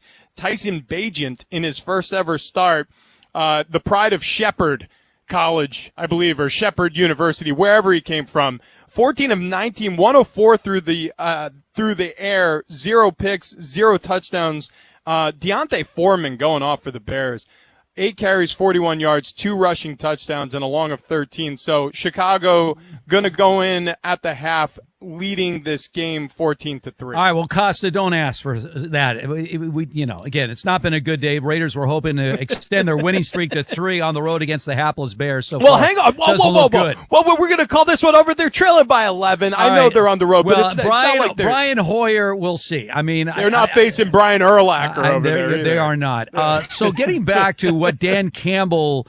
I mean, is this one of those organizations, because they've been a perennial loser, where a blowout loss like this potentially shakes any confidence they had built early on in this season? Or if you're Dan Campbell, you just say, hey, guys, one of those days, let's throw it away and get back on track. Yeah, Dan Campbell, he's done to the city of Detroit what, you know what it compares to is what Bryce Harper has brought to the Philadelphia Phillies. So when Harper signed there, and it was a big deal, you know, long-term deal, huge free agency signing, he really leaned into the blue-collar, hard-working, working-class attributes of the city of Philadelphia. And you can tell the way he talks about the fan base. You can tell the way he addresses the media about what it means to him to see, you know, Philly Stadium filled, Philly's ballpark, whatever they call it over there, filled to the rafters and cheering for the team. Dan Campbell's done a lot of that in Detroit. Detroit's a hard luck town, man. You know, it used to be a boom town, now a part of the Rust Belt, Motor City. How many cars are made there anymore? I know there's been a bit of a renaissance, but it's been a lurching pace economically, trying to get back on path. And what he's meant to that city, I think from an emotional standpoint, he's just got what it takes to will a team or a city or a fan base who had very little to root for and to create a spark. And from that spark, create a flame. And from that flame, create a little heat for his franchise. And it's tumbled into overwhelmingly a successful story for the Lions. So, yeah, look, they're going to take their lumps here, it looks like, as the second quarter is coming to an end. They'll go in at halftime, assumedly still being shut out. 28-0 is the score right now. But if there's a head coach in the National Football League who I trust from an emotional intelligence standpoint to get his team back on track after a tough loss, it's Dan Campbell. All right, don't count out the Lions, though. They now have the ball at the Ravens' 28-yard line. They have a 3rd and 3. At the very least, they're in field goal position. And Jared Goff, what was that? Chris, can you identify? Was that a pass? Oh, boy. Or was that a fumble? That's just a what? brain fart. Oh, boy. Well, at least he didn't take a sack on that. That feels like he's just getting it away. You know what? I take it all back. Everything nice I just said about the Lions. Wow, that is about as ugly a pass as you're ever going to throw. He essentially spiked the ball. No, he saw the rush coming, and that's one of those things he does where he just throws it away. Where is the receiver? He's just getting it away. He doesn't want to take the sack. He just throws the ball. I understand, but now they called intentional grounding on Jared Goff. So he just literally took him out of field goal range because that's a loss of down and the penalty. So Goff threw the ball into the ground. That is intentional grounding when you're in the pocket, and they called him on it. So it's now a 4th and 15. So Goff goes brain dead. Absolutely brain dead. I mean, you can't do that. He knows that. Bad decision. Veteran quarterback understands literally the situation. takes him out of field goal position. But hang on, this is symptom of the situation when things go really wrong. We saw this with Caleb Williams against the Utes. We've seen this happen recently with him at USC. You panic and you try to do too much. Don't play hero ball. Operate inside the system, take a sack. It may be a lousy place to take a sack, but it's better than losing even more yardage with the penalty. But, yeah, definitely a brain fart. Well, first evaluation. They had field goal range. Now they have a 4th and 15 at the 40-yard line. They weren't going to have field goal range if he took the sack, though. Like, I think they were dead either way. Well, I mean, either way, I mean, you got to be able to throw the ball away in a manner that's not going to cost you a penalty, and that's exactly what happened. So they're going to go for it on 4th and 15. There's 19 seconds to go in the half right now. Again, it's a moot point. I mean, the Ravens if he are took up. the sack, would he have been back at the Baltimore 40? No. That's my point. Is that you might still be in field goal range. This is shameless defense by a Lions diehard Jared Goff fan, Chris. I am. If you listen to my podcast, if you listen to Pride Detroit, you would know I am not a Jared Goff fan at all. All right. Well, you should be because Goff's had a really good year. He's had a very good year. He's had a very good year. I would still argue that the Lions probably don't want him really good year long-term. a year ago. Today's 11 of 18, 99 yards. What's amazing is that the Ravens are leading 28-0, and the Lions have not turned the ball over once. I mean, the first 4 drives for the Ravens were long drives, all resulting in touchdowns. The only thing that stopped the Ravens on their last drive was a fumble in which the running back literally drops the handoff from Lamar Jackson. I do have to give credit because the best defense sometimes is a ball control offense, and a nice 9-play drive here to limit the bleeding before the half. I mean, that's exactly what the Detroit Lions needed to do, is take some time off the clock. Wow, we got a first down for the Lions right there. Clutch. 4th and 15, St. Have to Brown. see the flag, though.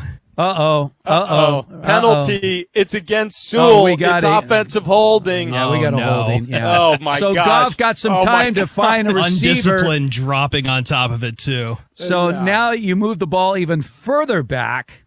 4th down. Do you just punt? Well, by the way, if you throw an incomplete pass, yeah, they're going to punt. Yeah, I mean, this is ridiculous. They have to. Come on. I mean, it's 4th and 25 then. They do get the ball to start the second half because Baltimore wanted the ball to start. All right. So 14 seconds left of the half. It ends mercifully for this Lions team. We're brought to you by Progressive Insurance. Progressive makes bundling easy and affordable. Get a multi-policy discount by combining your motorcycle, RV, boat, ATV, and more. All your protection in one place. Bundle and save at Progressive.com. Let's find out what is trending right now. And Monty is back. So, Monty, you didn't tell me about your feeling about your Chargers right now. Oh, wow. They're taking on the Chiefs and KC. The Chargers play well against the Chiefs. They do. I actually think they could pull it off because they win the most unexpected games, and then the games that they should win easily, they don't. Justin Herbert has by far the most interceptions thrown in the fourth quarter since he came into this league. No quarterback in the league since his rookie season is even close in fourth quarter interceptions. Is that a concern? Thank you for that. Thank you for that. Hang on, though. I mean, he could turn that around today. Yeah. I mean, I'm asking her, is that a concern? Of course it is. Of course it is. But, you still have hope. You still have hope that he can do something, that he can turn that around. Rich, don't laugh. I was trying to help, and then that last part. I mean, you were laying it on pretty thick. Thank you, Mr. Hartman. I appreciate it. I feel so good about my life right now. What's trending, to no one's surprise, is this Lions-Ravens game, because Baltimore has been cooking this entire time, specifically Lamar Jackson, who's thrown for 255 yards, 2 touchdowns. He also has a rushing touchdown, and it really has been all Ravens, 28-0. I did not have this on my bingo card. The Buccaneers defense ended the first half really well. They forced a fumble after sacking Desmond Ridder, got possession, and so we ended tied Falcons-Buccaneers at 10 apiece. It is halftime. The Giants, have scored 2 touchdowns in the first half for the first time this season. Tyrod, don't call me Tyrod, or what is it? No, Tyrod, don't call me Tyrod Taylor. That is correct. Just call him Tyrod Taylor. Tyrod Taylor, that's it, right? That's it. He's thrown for 204 yards and 2 touchdowns, and the Giants are beating the Commanders 4-0. About 30 seconds to go in the first half. The Bills have yet to score a touchdown in the first half. Josh Allen was picked off in his first pass of the game. He is 9 of 16 for 99 yards, 1 interception, and the Patriots are beating the Bills 13-3. The Colts have taken the lead over the Browns 21-17, less than 2 minutes to go in the first half. And the Raiders have a field goal, but it's the Bears who are on top 14-3. It is halftime in this one. Man, you just put me in a sad mood over here. No. Chargers aren't even playing. And you're why is she catching strays? Why are the Chargers catching strays? Well, I mean, they're gonna be playing here shortly on the road against the Chiefs. Yes. Monty, thank you very much. Will we see Taylor Swift? That's the question. No, thank you for keeping the main thing. I was Monty. hoping to get through the show without mentioning her name. Come I will not mention her name. This is Sports Talk Radio, Steve. You talk exactly Taylor that point. Swift. Duh. No, we do not. Anyway, so Chargers and Chiefs. I want to stay with this one for a moment, to the annoyance of Monty here. Yes, go ahead. But instead of the Chargers, I do like annoying Monty. So I know you do. Yeah. But let's talk about the Chiefs for a second here, Rich. Offense is not doing well. They pick up Mecole Hardman to bring him back. Their wide receivers through the first 6 games have 2 touchdown receptions. Yeah. And Patrick Mahomes' passer rating is in the middle of the pack. So their offense isn't getting it done. Their defense has played well, which is a big reason why they're at 5-1. Now, a year ago, I was predicting with the absence of Tyreek Hill that they were going to take a big step backwards. They struggled a little bit early on and then really hit their stride and never looked back all the way to a Super Bowl championship. Is it a similar scenario this year, or are some of the missing pieces going to have a bigger effect on this offense as it progresses? Boy, I got to tell you, I think he will rebound.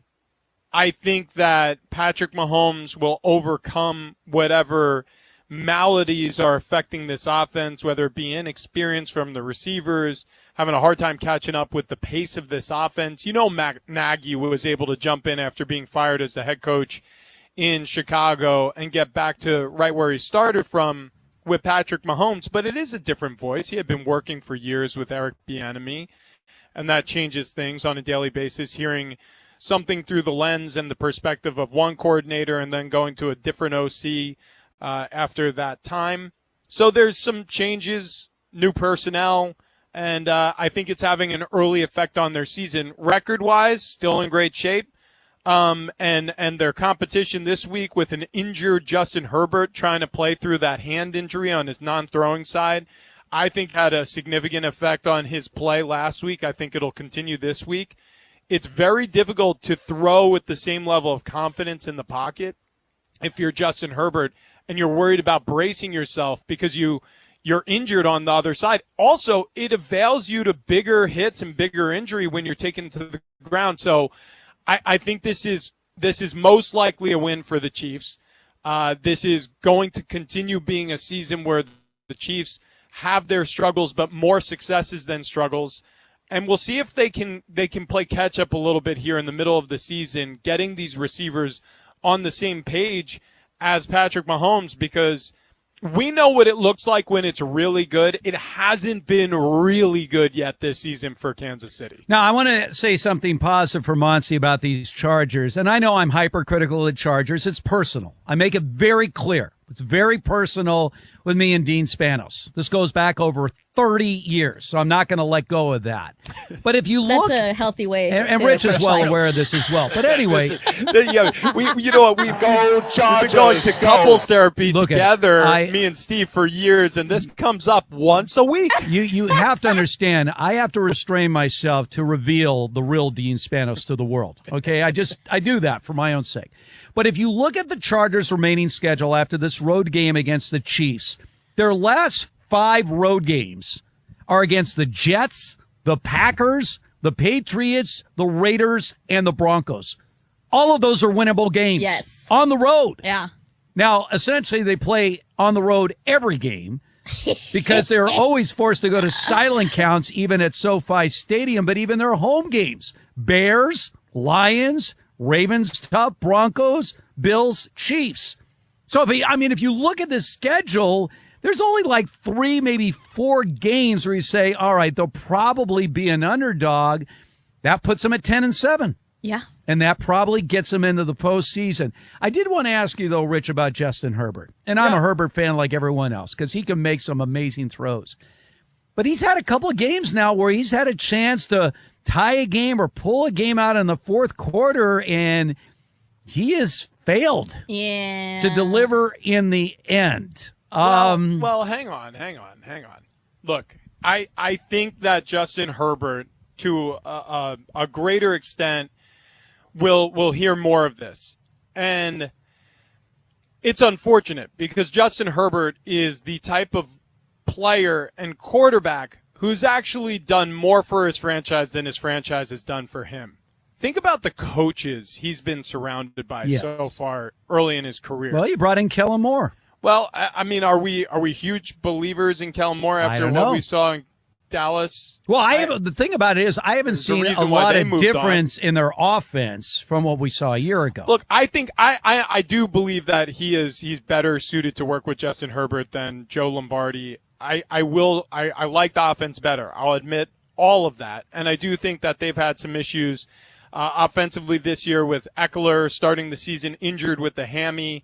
And obviously the injury they sustained to Mike White, the injury that Justin Herbert just had to his non-throwing hand. I mean, there's been issues offensively, and it's like this every year with the Chargers. You go into the preseason, you think this team has a Super Bowl roster, and then the injury bug bites them every single year, and it's been no different this year at the start of the season. So with that, put that on the side burner for a second and just focus on Justin Herbert and some of the criticism he's received over the past 2 seasons. Last year, he's a social media quarterback. This year, he folds in the big moments in the big games. Okay, well, if he were playing, I don't know, for Pete Carroll, or if he were playing for Andy Reid or Doug Peterson down in Jacksonville, would he have more success? If he were playing for Bill Belichick, you know, Billy O'Brien as his offensive coordinator, would he have more success? If he was playing for Brian Daboll in New York with the Giants, now granted in front of that or behind that offensive line, I don't think anybody will have success, but would it look better with better coaching? My argument is yeah. I think for as much criticism as you can lay at the feet of Justin Herbert, even more needs to be piled atop Brandon Staley. He has wasted now years of Justin Herbert's ability to be one of the top quarterbacks in this game. and I'll pull no punches. I think he's a poor decision maker. I don't think from a culture building standpoint, he's done a great job. He's done an admirable job saving himself from, this team turning on him. So I'll say that. But if I were a player for Brandon Staley, the amount of times that he's had gaffes in crucial moments, making decisions on 4th down conversions and 2-point decision making, he wouldn't have my trust. By the way, and the way the Charger organization runs, even if this would be a non-playoff losing season for the Chargers, Brandon Staley would be back next year. Same thing like his predecessors, Mike McCoy and Anthony Lynn. Why? Because they have a contract. They don't eat contracts.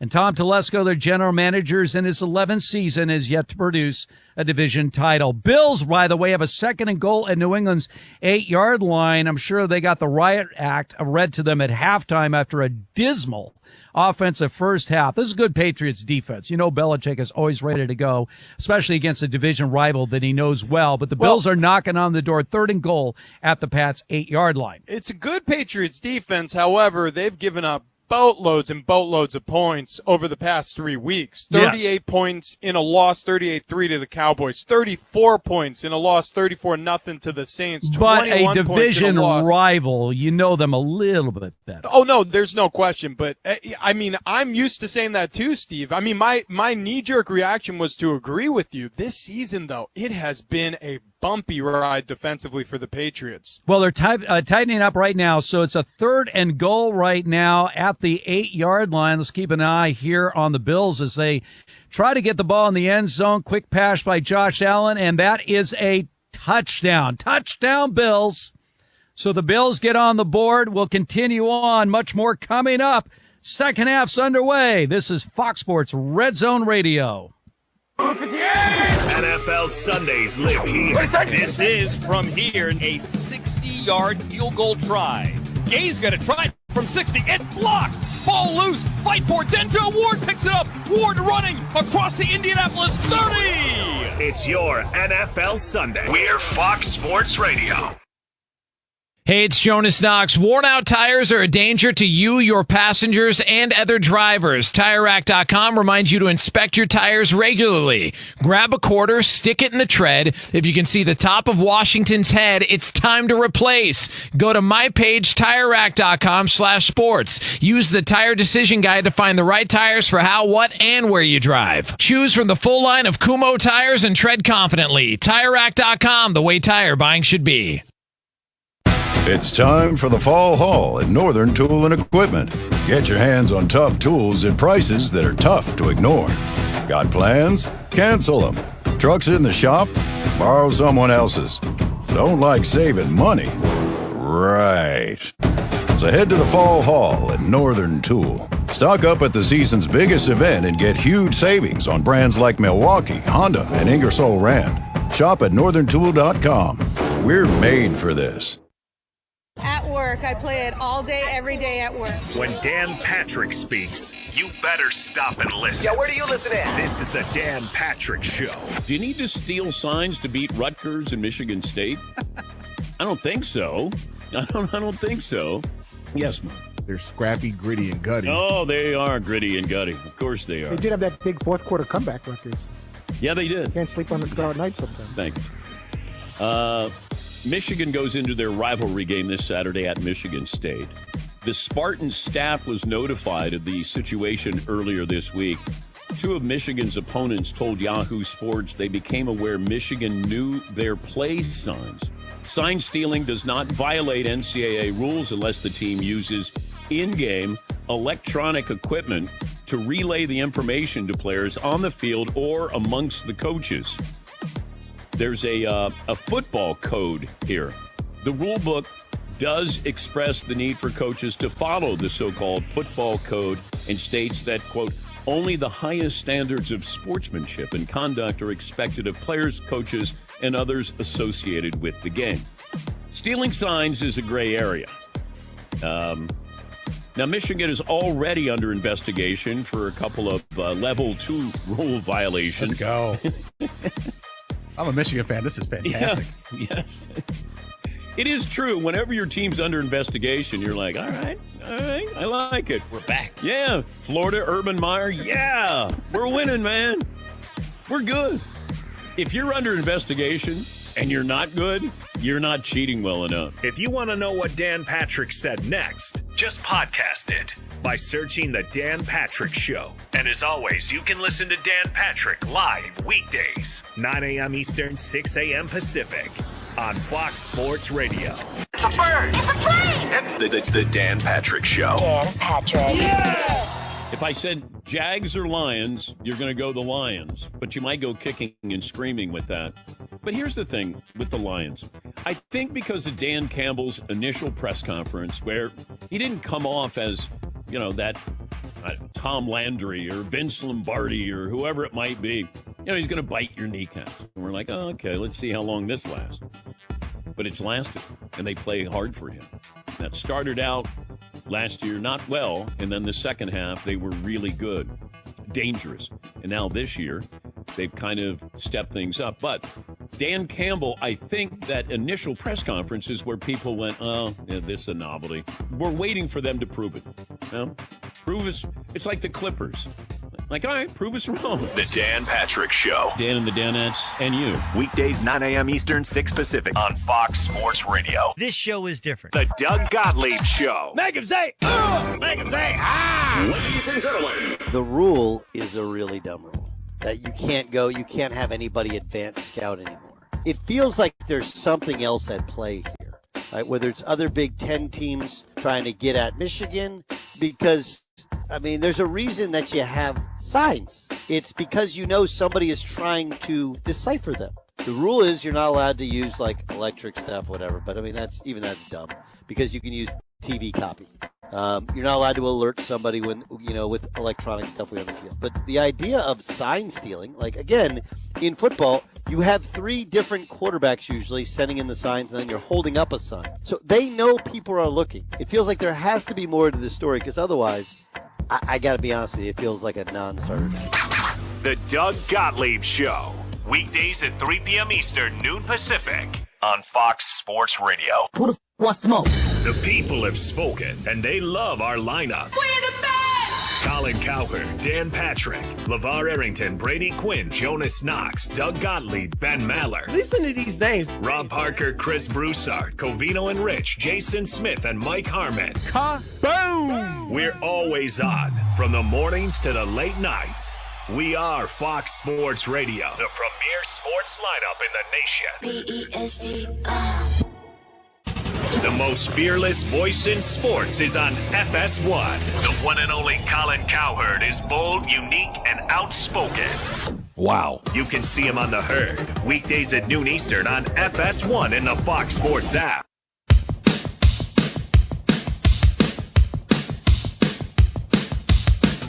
Taylor over center. Play fake. Back. Here's the snap. Looking to his left. Has Cook out of the backfield and reaches for the pylon. It's a touchdown. The Cook has found the kitchen, and the recipe on that touchdown, spicy. That's WGR 550, Bills Radio Network. Nice calls. The Bills try to get back in this game, still trailing the Patriots 13-10, 8 minutes to go in the third quarter. Wow. How about that? That's how you do it right there. That's covering all the bases. By the way, this is Fox Sports Red Zone Radio. We are live from the TireRack.com studios. Steve Hartman and Rich Armberger serving you up. A little turnaround in this Colts-Browns game. It looked like the Colts were going to go into the half with a lead. Instead, the Browns recover a fumble in the end zone for a score, and they get a 54-yard field goal. So the Browns lead the Colts 27-21. Deshaun Watson out of this game, at least for now. P.J. Walker came in to relieve him after a Watson injury. Gardner Minshew has played well for the Colts, but after, again, the lowest scoring week in the NFL in nearly a decade, we're getting some points today. So Browns lead the Colts 27-21 and I want at the half. I want to hover on decision making for a second. So Cleveland's trailing on the road 17-21. They're facing a 4th and 4 at the Indianapolis 43-yard line. Now, there are coaches in the National Football League who will go for that. They just will. Because they're like, well, we're on their side of the field, and it's 4th and 4, and there's only 1:57 left in the half, and we're trailing, and we're on the road. But the Browns trust their defense. So their punter kicks it 32 yards, and it is fair caught at the 11-yard line. Indianapolis, 2 plays later, fumbles it. It's recovered for a touchdown. Browns go up 24-21. Now, yes, is there an argument to be made for being aggressive on 4th down and keeping your offense on the field and trusting your offense and extending drives? Of course there is. And I've been a part of offensive football teams where we would be pissed if we didn't get an opportunity to convert a 4th and 2 in a situation like that. But there are coaches who take way too many gambles, who don't understand the flow of the game, who aren't listening to the environment, aren't understanding what's working for them. Great decision by Kevin Stefanski there, trusting his defense, and he was rewarded by taking the lead at halftime. Well, we're hearing an epidemic of this comment when these 4th down, let's go for it plays fail. We were confident in the call, we just didn't execute. Exactly. We hear this over and over again. We were confident in the call the play that we called, we just didn't execute. And I mean, you played for a coach, Mike McCoy, who was so notorious when you guys would lose, to literally say, we believed in our game plan. We had the right game plan. We just didn't execute. Yeah. And it's like, no, you didn't have the right game plan.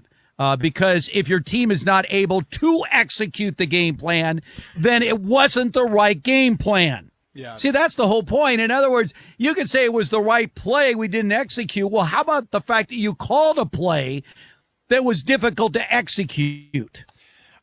Steve, your lips to God's ears. I think that there are a lot of offensive coordinators, a lot of head coaches who get a little too high on their own supply. Oh. They just think that they're outsmarting the room. And guess what? You literally are, because you are smarter in many cases than your players. There are players in that room who are never going to understand the game with such a nuanced perspective that you have, being a coach for as long as you've coached. So what needs to be conveyed to players is effectively the points of emphasis.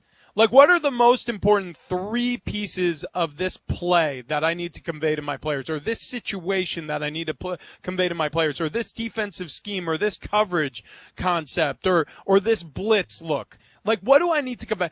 If you can break it down into 3 parts and have it be really, really understandable, right? And have your players walk away with maybe not as nuanced a perspective as you have as a coach, but enough to execute, well, then you've successfully done your job. If your players aren't executing, though, I mean, you have to look at the mirror. You have to actually have plays or a game plan that they can execute. Exactly. That's the secret of successful coaches. All right, the Lions had a 4th and goal. They went for it, and no.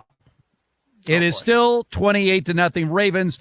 9.5 minutes to go in the third quarter in that game. The Falcons right now 10-10 with the Bucks. 9 minutes to go in the third. Have a 3rd and 8 at Tampa's 14-yard line.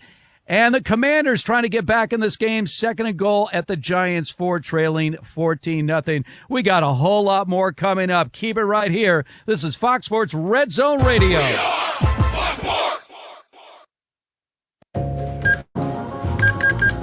You're all set with your Medicare prescriptions, Mrs. Brown. This is not just low-cost copays at Walgreens. I can actually help you set up 90-day refills if you want.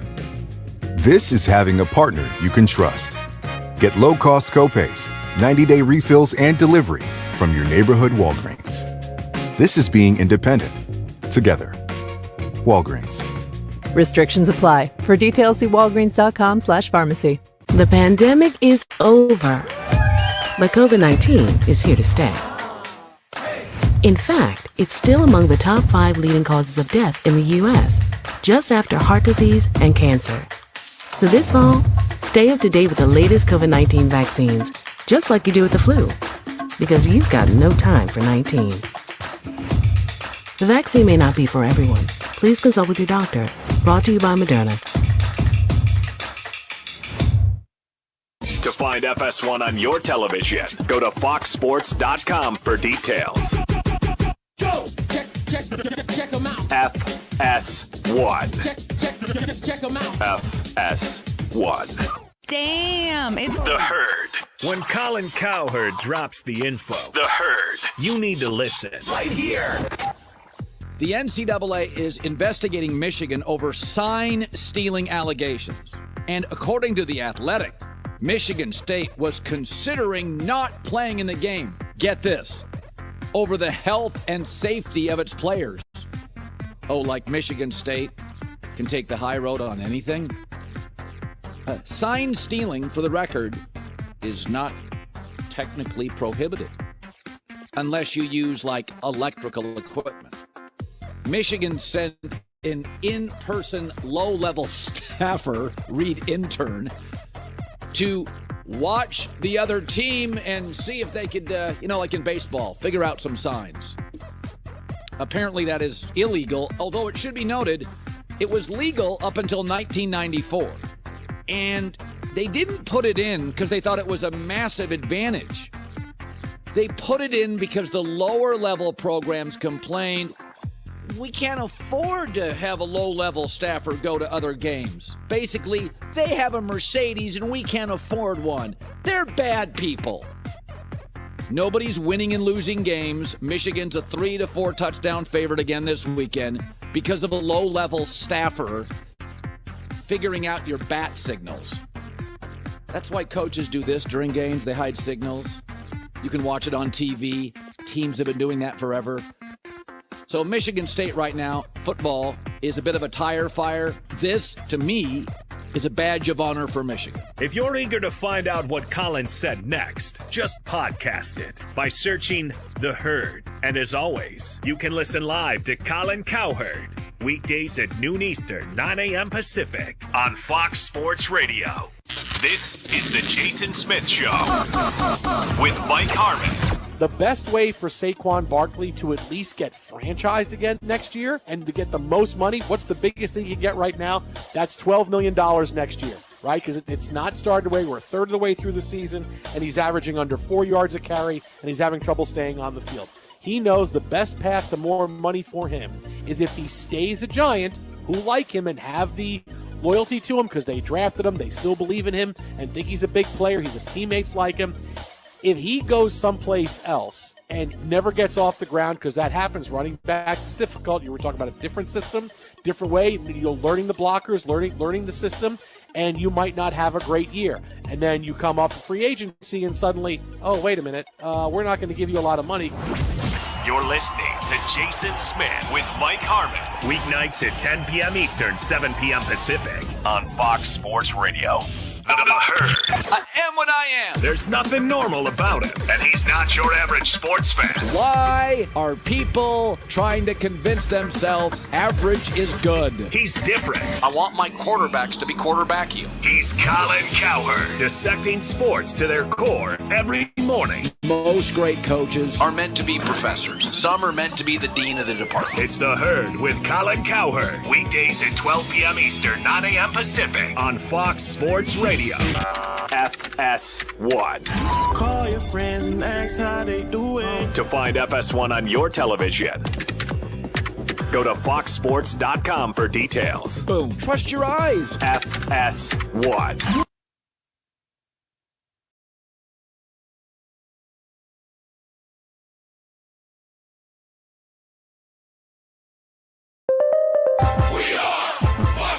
And here's what you need to know. The Seahawks will be hosting the Cardinals later today, and Seattle has announced that wide receiver DK Metcalf is inactive. Right now, though, Lamar Jackson and the Ravens continue to cook. He just threw another touchdown pass to tight end Mark Andrews, and the Ravens are all over the Lions, 35-0 halfway through the third quarter. The Falcons and the Buccaneers are tied at 10 apiece halfway through the third as well. The Commanders are on the scoreboard, but the Giants are still up. It's 14-7 7 early in the third quarter. The Patriots still beating the Bills, but the Bills have scored a touchdown. New England up 16-10 with about 3.5 minutes to go. About 3 minutes to go in the third quarter. The Browns holding on to their lead over the Colts. It's 27-21 early in the third. And the Bears are still beating the Raiders at home. It's 21-3 with about 4 minutes to go in the third quarter. I'm Monty Bolaños.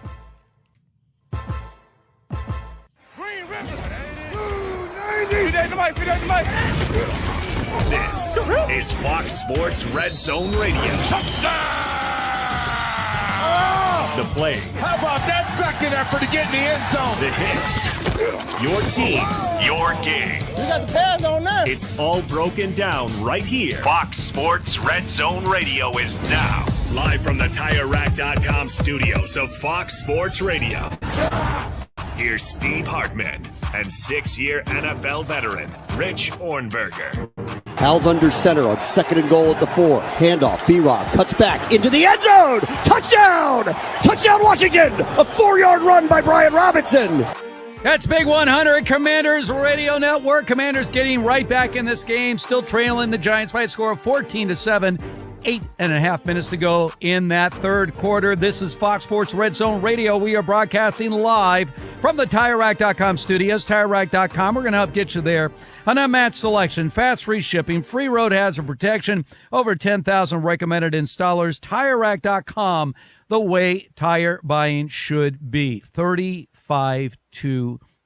Lamar Jackson is 19 of 23. 343 yards, 3 touchdowns, no picks. I don't have to do the math for you. That is a perfect passer rating of 158.3. And a game that has gotten away from the Lions from the opening gun continues to get worse and worse and worse. And again, this is the NFL, right? I trumpet the idea there's no style points really. I mean, it's very simple. It's a W or an L. One or the other, and then you move on to the next game. I'd just be curious, though, with everything going so well for this Lions team, what will be the approach for Dan Campbell as they get ready for next week after this complete beatdown at the hands of the Ravens? Well, when you look forward in the season and you don't look back, they're going to face the Raiders at home, which – given the way the Raiders are struggling right now against the Chicago Bears, I don't think you're going to look at that and say, hey, that's an insurmountable team to beat. You go on the road to the Chargers, who may be healthier when you visit with them, but they've had some issues offensively that they're still smarting from. You face the Bears after that. You get to host them. And then you host the Packers. Look, nobody in the NFC North, and especially the Vikings, but the Bears, the Packers, scare you if you're the Detroit Lions. And with those two AFC conference games, playing the Raiders and the Chargers in consecutive weeks here after the Ravens, I don't necessarily see how the Ravens can pull off 4-0 through those 4 games. Especially the way they started their season. The win on the road against the Chiefs. They beat the Falcons, the Packers, the Panthers, the Bucks already this season. Lost to the Seahawks, but even that could have been a win. That was a narrow loss. So I again, if you allow a team to beat you twice, it is possible. We've seen that many times in the National Football League. But if you just encapsulate this, you say, hey, we're going to burn the film. We're not the team that got beat by the Baltimore Ravens. You have an opportunity to continue this streak of success in Detroit. We have a mystery going on in the Falcons-Buccaneers game. It's 10-10 right now, 7.5 minutes to go in the third quarter. Bijan Robinson. Yeah. Did not start the game. He was not on any injury report. Nothing. So, this is a league that is very big on being fully transparent with injury reports because, again, they're fully in bed now with legalized gambling. So there were no injury reports about Bijan Robinson. Well, he did not start the game. He has no touches in the game. No. He has no touches, but he's played 6 snaps. Okay. So he's been on the field. Here, guys. Christina Pink, the Fox sideline reporter, said that Arthur Smith said that Bijan Robinson is, quote, just not feeling all that great. So that has So he that isn't is it. expected to be used much, if at all, in the second half. So I know for gambling purposes, I mean, Bijan Robinson is the real deal. He has lived up to the hype as a rookie, but yeah, I mean, he has appeared in the game, but he hasn't touched the ball. Maybe it was a little bit of a celebration last night. Huge win over the Houston Cougars, who had control of that game at the end of the first half. I mean, Yes. maybe he was celebrating a huge win over an in-state rival last night. Who knows? The Longhorns prevailed last night. The Bills just went for it on a 4th and 1 play at the New England 43-yard line to end the third quarter, and they get the first down. So the Bills trailing 16-10, now have a 1st and 10 at New England's 41-yard line. Meanwhile, Chris, our resident Lions fan who's had just the longest of days, I saw there's a player down on the field. Do you have an update? A Lions player? That would be Mohamed Ibrahim, the Minnesota player who's kind of the running back. Yeah, he was picked up as an undrafted free agent rookie after the NFL draft here. He's been on and off. He had another injury to start the year. He came back with the Lions, and yeah, it looks like he is down and going to be coming out of the game again. Just if you know anything about his Minnesota career, just completely rough time for him. Yeah, he had some great, I mean, he was an All-American. I mean, he had some great days at the University of Minnesota. Meanwhile, Brian Hoyer, and let's explain again how long Brian Hoyer has been in the league. So, Rich, you came up with Brian Hoyer, same draft, rookies together with the New England franchise. You played your last down in the NFL 9 years ago? Let me think about that. 2014? Yeah, 9 years ago. 9 years ago, you played your last down in the NFL. Yeah. And he's the starting quarterback today for the Raiders. This is a 15-year professional football career. Mm-hmm. He's bounced around in quarterback rooms, team to team to team, has had many opportunities to start, whether it be to start seasons or as a backup getting foisted into action like the case is today. And Josh McDaniels obviously trusts him.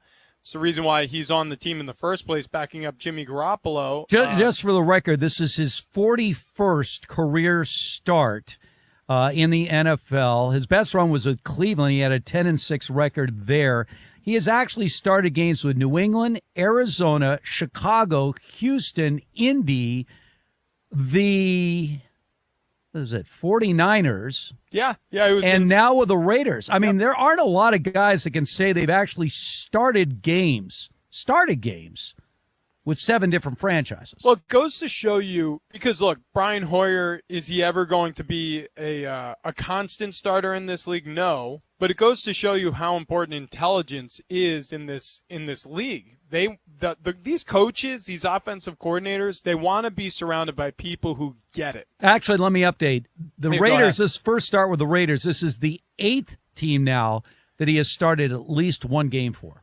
And why is that important as a backup quarterback? Well, obviously, maybe most importantly, is so that if a starter gets hurt, you can walk in the game and obviously the wheels don't come off. Okay, so that's the obvious side of it. The not so obvious side of it is backup quarterbacks many times really help the offense in ways that people don't really know or understand. They see things from the sideline that certain times coaches don't even see. Ways defenses are approaching route concepts, helping out a quarterback through certain progressions. You know, they're seeing things through the lens of, hey, if I were out there, what would I do? And if they're good communicators and they were at one point in their career continue to be good leaders and they can help a starting quarterback, it's like having another coach on staff. And that's what Brian Hoyer has done the majority of his career, has helped the starting quarterback prepare for their game day and to lend them advice when they get to the sideline, whether they're older than he is, more experienced, or younger. That's the reason why he's been around the league for 15 years. That's the reason why a lot of these guys, Tyrod Taylor, been around the league, bouncing around, starting different places for years and years. He's getting a start today for the Giants. They're leading 14-7 right now over the Commanders. That's the reason why guys like Geno Smith bounce around the league for years and years, and he's having a resurgence with the Seahawks.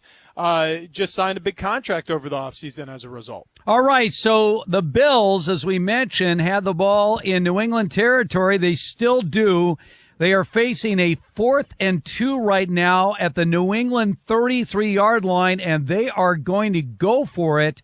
New England leads this game 16-10, 14 minutes to go in the fourth quarter.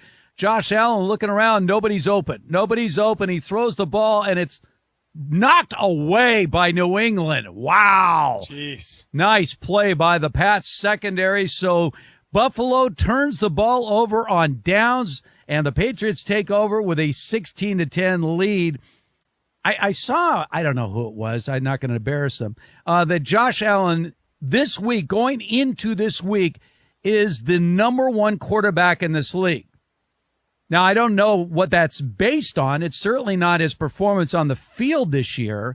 As you and I have mentioned frequently over the last couple of years, without Brian Dable, where his stock just was skyrocketing, he looks ordinary. I mean, today's a prime example. 19 of 31, 185 yards, 1 touchdown, 1 pick, passer rating of 75. He has been outplayed by Mac Jones. He's been struggling this season, and I don't think it's every game. I don't think it's a consistent struggle, but against better defenses especially, and frankly, sometimes not.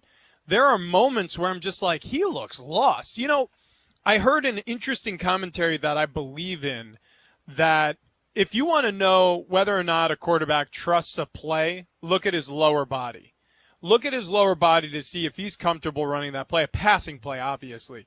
You know, the quarterback who's confident in a play, a route concept, a blocking scheme, he's going to catch the football from the center if he's in gun, or, you know, go into his drop from under center, and he's going to step up, climb the pocket with confidence, and he's going to step into his throw and deliver it with accuracy and timing.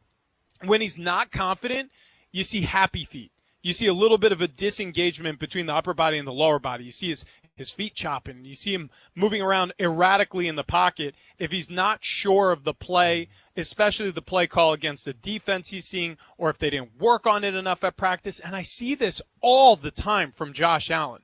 I see it all the time. He just doesn't look comfortable running this offense. All right, once again, we are brought to you by Progressive Insurance. Progressive makes bundling easy and affordable. Get a multi-policy discount by combining your motorcycle, RV, boat, ATV, and more. All your protection, one place, bundle and save at Progressive.com. Heading into fourth quarters in games around the NFL. 6 games in progress. For all the stats, all the scores, keep it here. This is Fox Sports Red Zone Radio. On game day, we suit up too. I'm in the lead. By getting you ready. It's Fox Sports Radio's countdown to kickoff. By putting you in the red zone. Scrambling, and then heaves one into the end zone. Where it's caught! Oh my goodness! And by recapping your day. We're working through all of it tonight. We're Fox Sports Radio. Hey, it's Jonas Knox. If you like using debit over credit, don't you think it's time to also get rewarded? Well, now you can with Discover Cashback Debit. It's a checking account that rewards everyone with cash back on everyday purchases. Plus, you're not charged any account fees, period. Whether you're moving, starting a new job, or headed into the next stage of life, whatever it is, Discover Cashback Debit is for everyone. Check out eligibility and terms at discover.com/cashbackdebit. Discover Bank, member FDIC. Pro football player Travis Kelce is pressed for time during the football season, so he does 2 things at once. Whether it's grilling while mowing, 2 things at once! or getting this season's updated COVID-19 shot at the same visit as his flu shot. 2 things at once. You can be like Travis and ask your pharmacist about getting this season's COVID-19 shot at the same visit as your flu shot, if you're due for both, as recommended by the CDC. Learn more and schedule at vaccines.gov. Sponsored by Pfizer. Klein Tools are new at Lowe's, pros. Lowe's knows you want top brands and quality products, and Klein Tools delivers. Right now, get the Klein 3-piece ModBox mobile workstation for $319.94 and the Klein 5-piece cushion grip screwdriver set for just $34.97, both exclusively at Lowe's. Shop the largest selection of Klein tools, the highest quality tool brand at Lowe's. Because Lowe's knows tools, Lowe's knows pros. eBay Motors is here for the ride. 120,000 miles of night drives, daily commutes, and who knows how many. Are we there yet? Through countless fixes, elbow grease, and a new radiator, you kept your ride alive. With eBay Motors, you have over 122 million parts to keep it running. And with eBay Guaranteed Fit, they'll be the perfect fit every time. Plus, at these prices, well, we're burning rubber, not cash. Keep your ride or die alive at ebaymotors.com. Eligible items only. Exclusions apply. Hi, I'm Henry Winkler. My eyes are very important to me. My eyes connect me with things I love. I loved my late father-in-law dearly. He always lit up a room, but his vision dimmed with age. He had age-related macular degeneration, or AMD. And since partnering with Apellis, I've learned there's an advanced form of the disease called geographic atrophy, or GA. His struggle with vision loss made me want to help others know about GA's warning signs. For some, straight lines seem wavy, like when looking at a door frame. For others, blurry or missing spots can make it hard to read or see loved ones' faces. Many have trouble seeing in low light, making driving at night difficult. GA gets worse over time and cannot be reversed. If you've been diagnosed with AMD and notice vision changes, don't wait. Talk to your eye doctor about GA today. Learn more at GAWon'tWait.com. That's GAWon'tWait.com.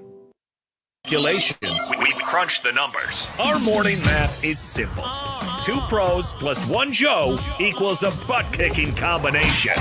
They're like emotionally unstable zombies. LeVar Arrington, Brady Quinn, Everything felt really itchy. and Jonas Knox. I like it chunky. What?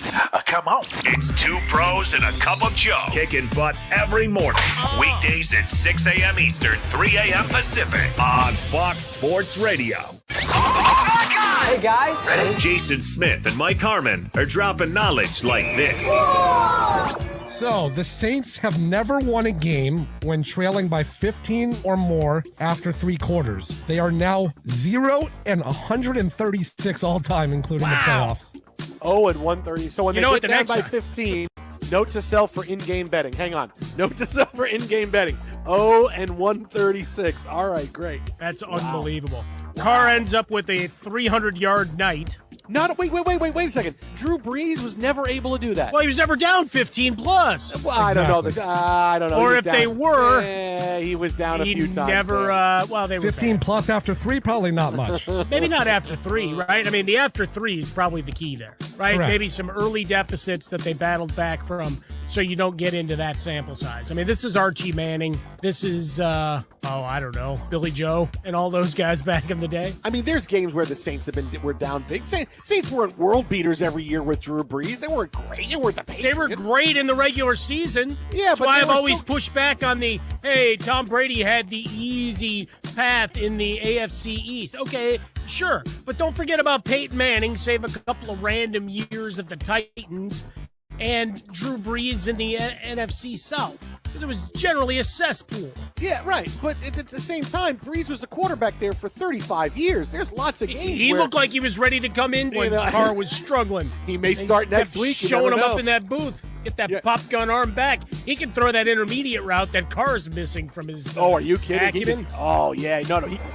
To get the rest of what Jason Smith and Mike Harmon said, podcast it by searching The Jason Smith Show with Mike Harmon. And as always, you can hear The Jason Smith Show with Mike Harmon weeknights at 10 p.m. Eastern, 7 p.m. Pacific, right here on Fox Sports Radio. The popular group of sports radio. Popularity matters. The cool kids. Let's not overreact. Steve Cavino. I'm going for the clout, for the clicks. Rich Davis. To all the girls I've loved before. It's Cavino and Rich. 2 nerds. Really? Putting the cool in sports. I got kicked off of the Mets chat because I'm too positive of a guy. Yeah. Weekdays from 5 p.m. Eastern, 2 p.m. Pacific on Fox Sports Radio. Worldwide leaders of nonsense. Did you know that we have original podcasts too? Check out Unbreakable with Jay Glazer. Welcome to Unbreakable, a mental health podcast. Or Inside the Parker with Rob Parker for you threadheads. Baseball. The I Want Your Flex podcast with Dan Beyer and Mike Harmon for Fantasy Junkies. And what about everything Up On Game presents offers? Want more Ben Maller? How about the Fifth Hour podcast? We have a podcast for everyone. And it's all on the iHeartRadio app or wherever you get your podcasts. The most fearless voice in sports is on FS1. The one and only Colin Cowherd is bold, unique, and outspoken. Wow. You can see him on The Herd, weekdays at noon Eastern on FS1 in the Fox Sports app. Lamar to throw on 2nd and goal. Halftime, slings it back at the end. No, touchdown Ravens! Mark Andrews in the back of the end zone, and the Ravens are back on the scoreboard. 98 Rock, Ravens Radio Network. It has been a day for the Ravens. 35-0 over the Lions. 2 minutes to go in the third quarter in that game. Welcome in. If you're just joining us right now, this is Fox Sports Red Zone Radio. Steve Hartman and Rich Armberger. We are live from the TireRack.com studios. Meanwhile, we have the Patriots on the move again after they stopped Buffalo on downs. The Patriots lead Buffalo 16-10. They now have a 2nd and goal. By the way, with a win today, Bill Belichick will join Don Shula and George Halas as the only coaches ever to win 300 regular season games in their coaching career. I have a quick question, though, for you. The only other coaches with over 200 wins are Andy Reid, Tom Landry, Curly Lambeau, and Marty Schottenheimer. Touchdown Patriots! Wow. Touchdown Patriots. So it's been a day, and Mac Jones has looked at Kendrick Bourne with the touchdown there on the touchdown reception. So New England extending their lead. But I always look back at Marty Schottenheimer and wonder where is his place in football history. You only have 7 coaches ever with 200 regular season wins, but his postseason record was 5-13. He never even got a team to the Super Bowl. You still put him in the Hall of Fame? What do you? How do you feel about regular season success when it's weighed against postseason failure? Well, here's my problem: is anybody who goes, hey, yeah, Marty Schottenheimer, failure in the postseason. It's like, yeah, okay, yeah, didn't have a great record in the postseason, but can you write the history of the game? This is actually the criteria that you've given me. Yes, can you write the history of a game without mentioning this person? Okay, so let's go back and look at maybe some of the impact Marty Schottenheimer has had on pro football. Mm-hmm. On his coaching tree, there's Bill Cowher, who's a Hall of Famer. Yep. There's Tony Dungy. Yep. There's Bruce Arians, Super Bowl winning coach. Herman Edwards, Mike McCarthy, Hugh Jackson, Tony Sperano, Cam Cameron. I mean, the list goes on. This guy, his place in football history is obscenely important. How about the fact that his final season as a head coach, he was 14-2? Yeah, not bad. Not bad. I mean, and a fluke play cost a Charger team that season was the best team in the NFL. Oh, there was no question. And they had a Hall of Fame MVP season, 31 touchdowns for LaDainian Tomlinson. Anyone ever going to break that record? 31 touchdowns in a season? That's for a running back, probably not anymore. I mean, think about it. Well, I mean, again, anybody. You're never going to see a receiver catch 31 touchdown passes, are you? Well, 31? Randy Moss had 22. I mean, he caught a whole bunch. Yeah. All right. I mean, well, let me look up what was it? Tied for third in Patriots history. Let's see. Yeah, I mean, he had 50 over his time with the Patriots, but he had that one season. I forget how many he caught. Yeah, but we're talking about it low wasn't 20s. 31. No. But I mean, the bottom line is, I agree with you. I mean, again, that's a short list. You know, obviously, when you talk about Shula, Halas, Belichick, Reid, Landry, and Lambeau, and then your name's on that list. Okay, 23 receiving touchdowns. That's a long way from 31. I know. I mean, we're talking about 8 more. From 31. Talking about 8 more. Yeah. Well, here's my point, though. No, I don't think that. I don't think any record's untouchable. But at the same token, I will say, having records still stand from a time period that was now what? 17 years ago. Almost 2 decades ago. Yeah. Marty Schottenheimer, his place in history is cemented in my mind. I agree with you. I think he should get more of a look, certainly for his Hall of Fame status. Well, I think Belichick's got a ticket for the Hall of Fame, and this is impressive. The Patriots, by the way, 1 for 2, did not get it, but still lead the Bills by a score of 22-10. And again, almost week by week now, Rich, I've been looking and asking you, I've been asking Ephraim Salam about where we stand with power rankings. And my overview so far of this NFL season, especially what happened a week ago to both the Eagles and the 49ers as they get their first losses of the season. You can call it parity. There's a lot of different ways to phrase it.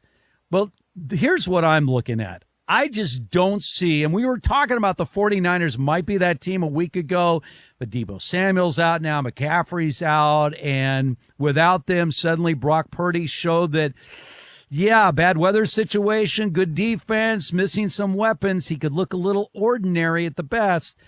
I just don't see any runaway super talented team this week. I agree in with the you. National Football League. I agree with you. And honestly, even as good as the San Francisco 49ers have looked, I am aware that Brock Purdy is still a relatively untested quarterbacking commodity at quarterback for the San Francisco 49ers. So, by the way, did you hear the latest rumors?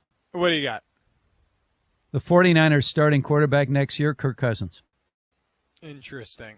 Now, well, if you're Shanahan's Kyle always Shanahan, liked Kirk. if Brock Purdy, I know he does, if Brock Purdy suddenly goes a little sideways, okay, they don't have a lot of money invested in him, obviously, and you do know there's a history there with Kyle Shanahan and Kirk Cousins going back to the Washington days. What do you think?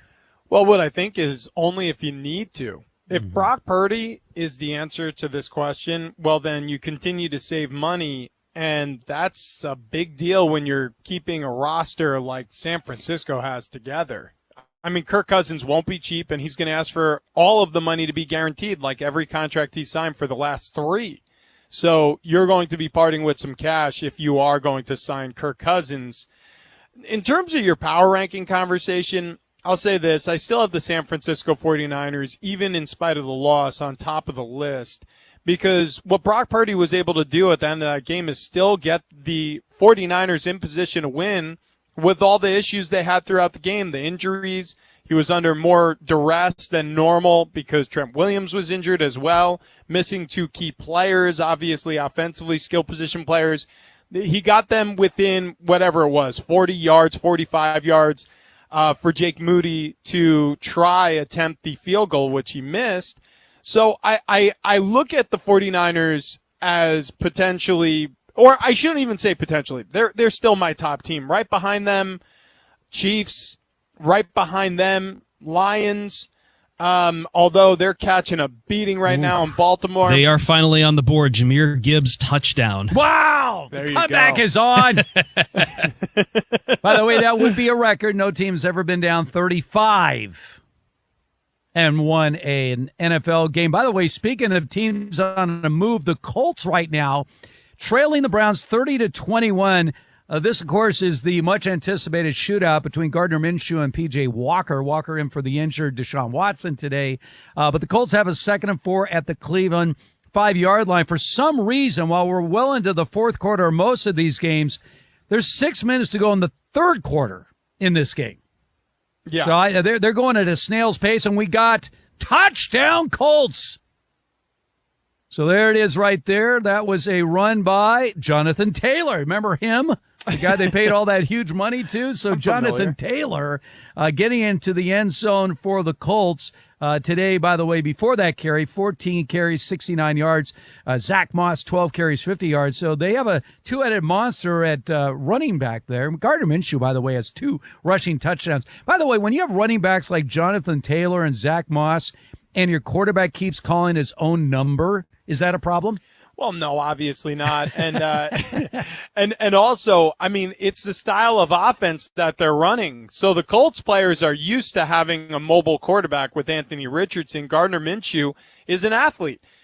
He's a better passer, I think, than an athlete, but he is an athlete, and so he can generate some yardage and some scoring with his legs as well. He's 12 of 18, 192 through the air. He threw that touchdown pass to Josh Downs earlier today, also threw a pick. But overall, the Colts look strong, and probably one of the strongest offensive performances against the Cleveland Browns, who have a dominant defense. They held the Bengals early in the season, and I understand the Bengals were going through it, the calf injury with Joe Burrow, but they held the Bengals in their opener to 3 points. The Steelers, they were able to pile them up a little bit on the Browns, 26 points in that second game, but held the Titans to 3 points. I mean, there have been moments where this team has been absolutely dominant, obviously in the victory over the 49ers, who looked like world beaters. They held them to 17 points. But today, the Colts, they've done some really nice things against one of the NFL's top defenses, scoring 28. All right, let's find out what is trending right now. And I was trying to make Monty feel a little bit better about the Chargers with the schedule they have remaining. It's true. So even if they were to stumble, I mean, they're obviously a touchdown dog against the Chiefs today. There's still time. Yes, and they're always in it. Yes. They're always in it. Are you a big Brandon Staley fan? Now, yesterday, Ephraim Salaam came on the air and said he is the absolute worst coach in the NFL. Like, there's not even a second place. You know, it's hard. I know it's hard to not blame him for some of the decisions that are made in some of the games. But there are times when I look at the Chargers and I feel like they're just not disciplined. And I don't know if it's that's a coach as him. well. Well, I mean, what else is a coach supposed to do? Does it come from him? But they're just not. They make. That's part of your job description as a coach. Yeah, no, I don't feel the way Ephraim feels about him, but it's not my favorite. I don't know, Rich, am I right? I mean, if you have an undisciplined team, that sort of falls on the coach. Yeah. Discipline in all phases of the game, offensively, defensively, and in the special teams game, you really do. You shine the light back on the coaching staff when you see issues in that aspect. Yeah. So it sucks. It sucks. This morning, fellas, the NFL Network reported that the Patriots and head coach Bill Belichick quietly agreed to a lucrative multi-year contract extension, and then maybe the Patriots were like, "Oh, we have to play well because now people know he's not going anywhere," and they're beating the Bills, but the Bills did just score a touchdown. Patriots, though, are still up 22-17 with about 5.5 minutes to go in the game. The Browns holding on to their 2-point lead over the Colts, 30-28. They do have the ball. Less than 5 minutes to go in the third quarter. The Raiders, they're there. They're participating. They hit another field goal, but the Bears are up 24-6 with about 5 minutes left in the game. The Commanders scored to start the third quarter, and it's been quiet for both teams the rest of the way, but the Giants are up 14-7. They're about to start the fourth quarter. Falcons have a 3-point lead over the Buccaneers in Tampa, 13-10, halfway through the fourth quarter. And it is National Tight End Day, is what I heard. National Tight End Day. You mean tight end in terms Correct. of the NFL or just tight ends I was in going to say, well, ladies and gentlemen, thank you for celebrating. In there just pushing.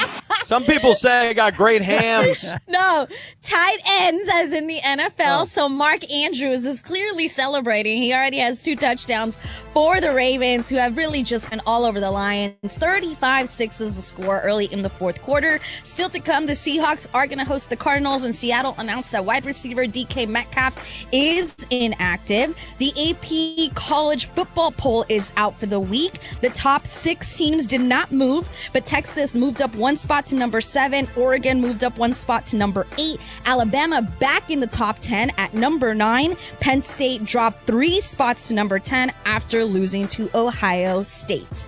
Back to you guys. USC still ranked. I just checked. They went from 18 down to 24. UCLA leaping over USC, climbing from 25 to 23 in the latest AP ranking. Yes, that's correct. Sorry, I just gave you the top 10. By the way, Rich, Monty, thank you very much. Very welcome. Did you hear that Michigan is now 8-0? And they are the first team since the AP poll was introduced in 1936. So that's a long time ago. Yeah. To start a season 8-0 where they have scored at least 30 points in every game and have given up 10 or less points in every game. I mean, there's been a lot of dominant college football teams over the last, 80 plus years, but they are the first team ever since 1936 to start a season 8-0, scoring at least 30 points in every game and giving up 10 or fewer points in every game. Yeah, Yeah, and meanwhile, they're under investigation for cheating. Now, I got into a lot of hot water yesterday. You did? So, by the way, we're brought to you by Progressive Insurance. Progressive makes bundling easy and affordable. Get a multi-policy discount by combining motorcycle, RV, boat, ATV, and more. All your protection in one place bundle and save at Progressive.com. So, Ephraim and I were talking about cheating. And it was, we're talking about the Astros, who there's like a stench on them. A lot of people say the same thing about the Patriots because they got caught cheating a couple of times. And now this investigation about stealing signs with Michigan. Look, I said this. Cheating goes on at every level of every sport. Every sport, every level. Like, I remember being part of a coaching staff with a flag football team when my kids were like 8 years old. And we're trying to, steal some kind of signs or something like that. It's not that I'm condoning cheating. It's, to me, though, a little bit overplayed when a team supposedly gets caught cheating. Because to some level, everybody is looking for an edge no matter how they get that edge. Right. Well, and also there's cheating and then there's gray area. And I think there's times where we conflate the two. Now, I don't know how in depth this investigation's going to go. I think that the NCAA is pissed at Jim Harbaugh for his handling of the COVID suspension, recruiting, and whatever it was, the ineptitude of the Michigan staff to respect the COVID regulations that were in place at the time throughout the pandemic. Okay, so they're upset with him in the first place. Now we're hearing, and these are rumors across the internet, that opponents of the Jim Harbaugh Michigan Wolverines, like head coach Ryan Day at Ohio State, or potentially the Michigan State staff, may have alerted the NCAA to the misgivings going on in Michigan. But you can't tell me that things like this aren't going on at maybe the majority of Power 5 programs across the country, that they're not sending advanced analysts or scouts of some sort or paid interns to try to attend these games, and whether they're using video footage or they're just writing down what they can ascertain from their seats close to the field, or what they can hear audibly from the sideline if they're standing close enough to a rail somewhere, to try to steal some of the signals that are used in game. Because this happens not only at the collegiate level, this happens at the NFL level as well. When does it tick over from gamesmanship to illegal? That's the question that needs to be answered. That's the question that's unclear. And we'll find out what level of impropriety occurred here with Michigan in the weeks to come, I'm sure. All right, Browns, Colts. Once again, a coach has made a decision that could backfire. The Browns with the lead, 30-28. They had 2:18 to go in the game. 4th and 2 at the Colts' 41-yard line. They decided not to punt. They went for it. P.J. Walker fumbled the snap. It was recovered. Turnover on downs.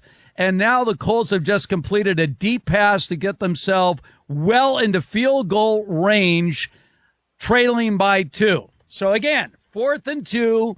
You're at the Colts 41-yard line. You could try to punt the ball away, force them to go length of the field to get into field goal position. You go for it, you fail, and now the Colts are basically running down the clock for what should be a chip shot field goal to steal this game from the Cleveland Browns. Yeah, so again, I was lauding the Browns for good decision-making in the game earlier, and it was around the same exact portion of the field facing a 4th and 4. I think it was at Indy's 42 where they elected to punt.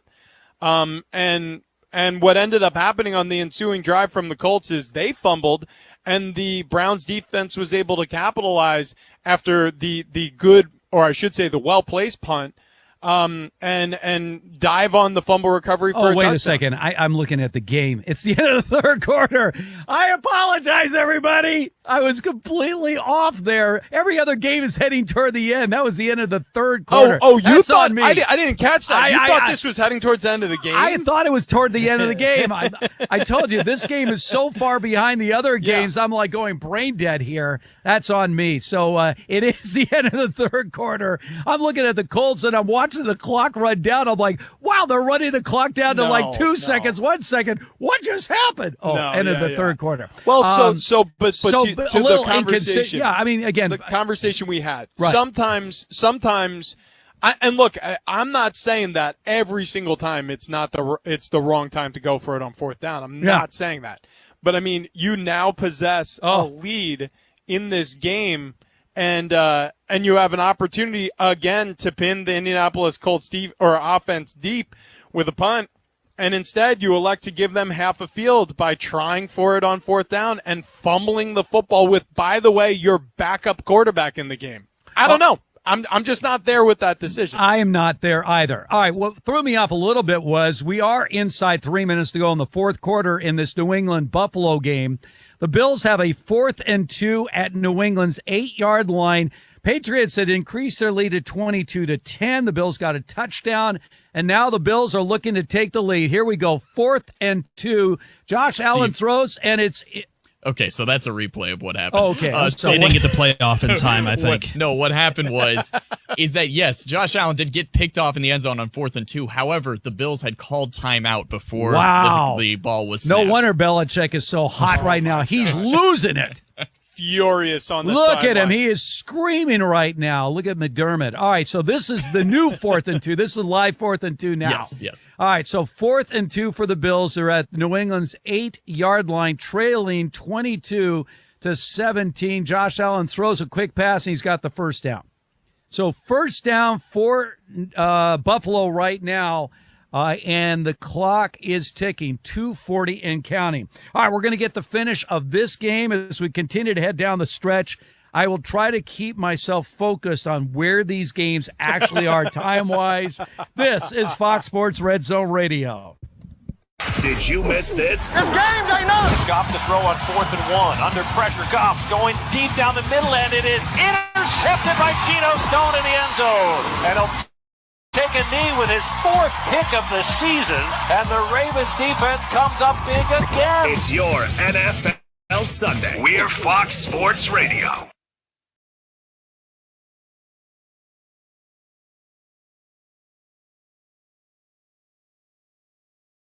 Hey, it's Jonas Knox.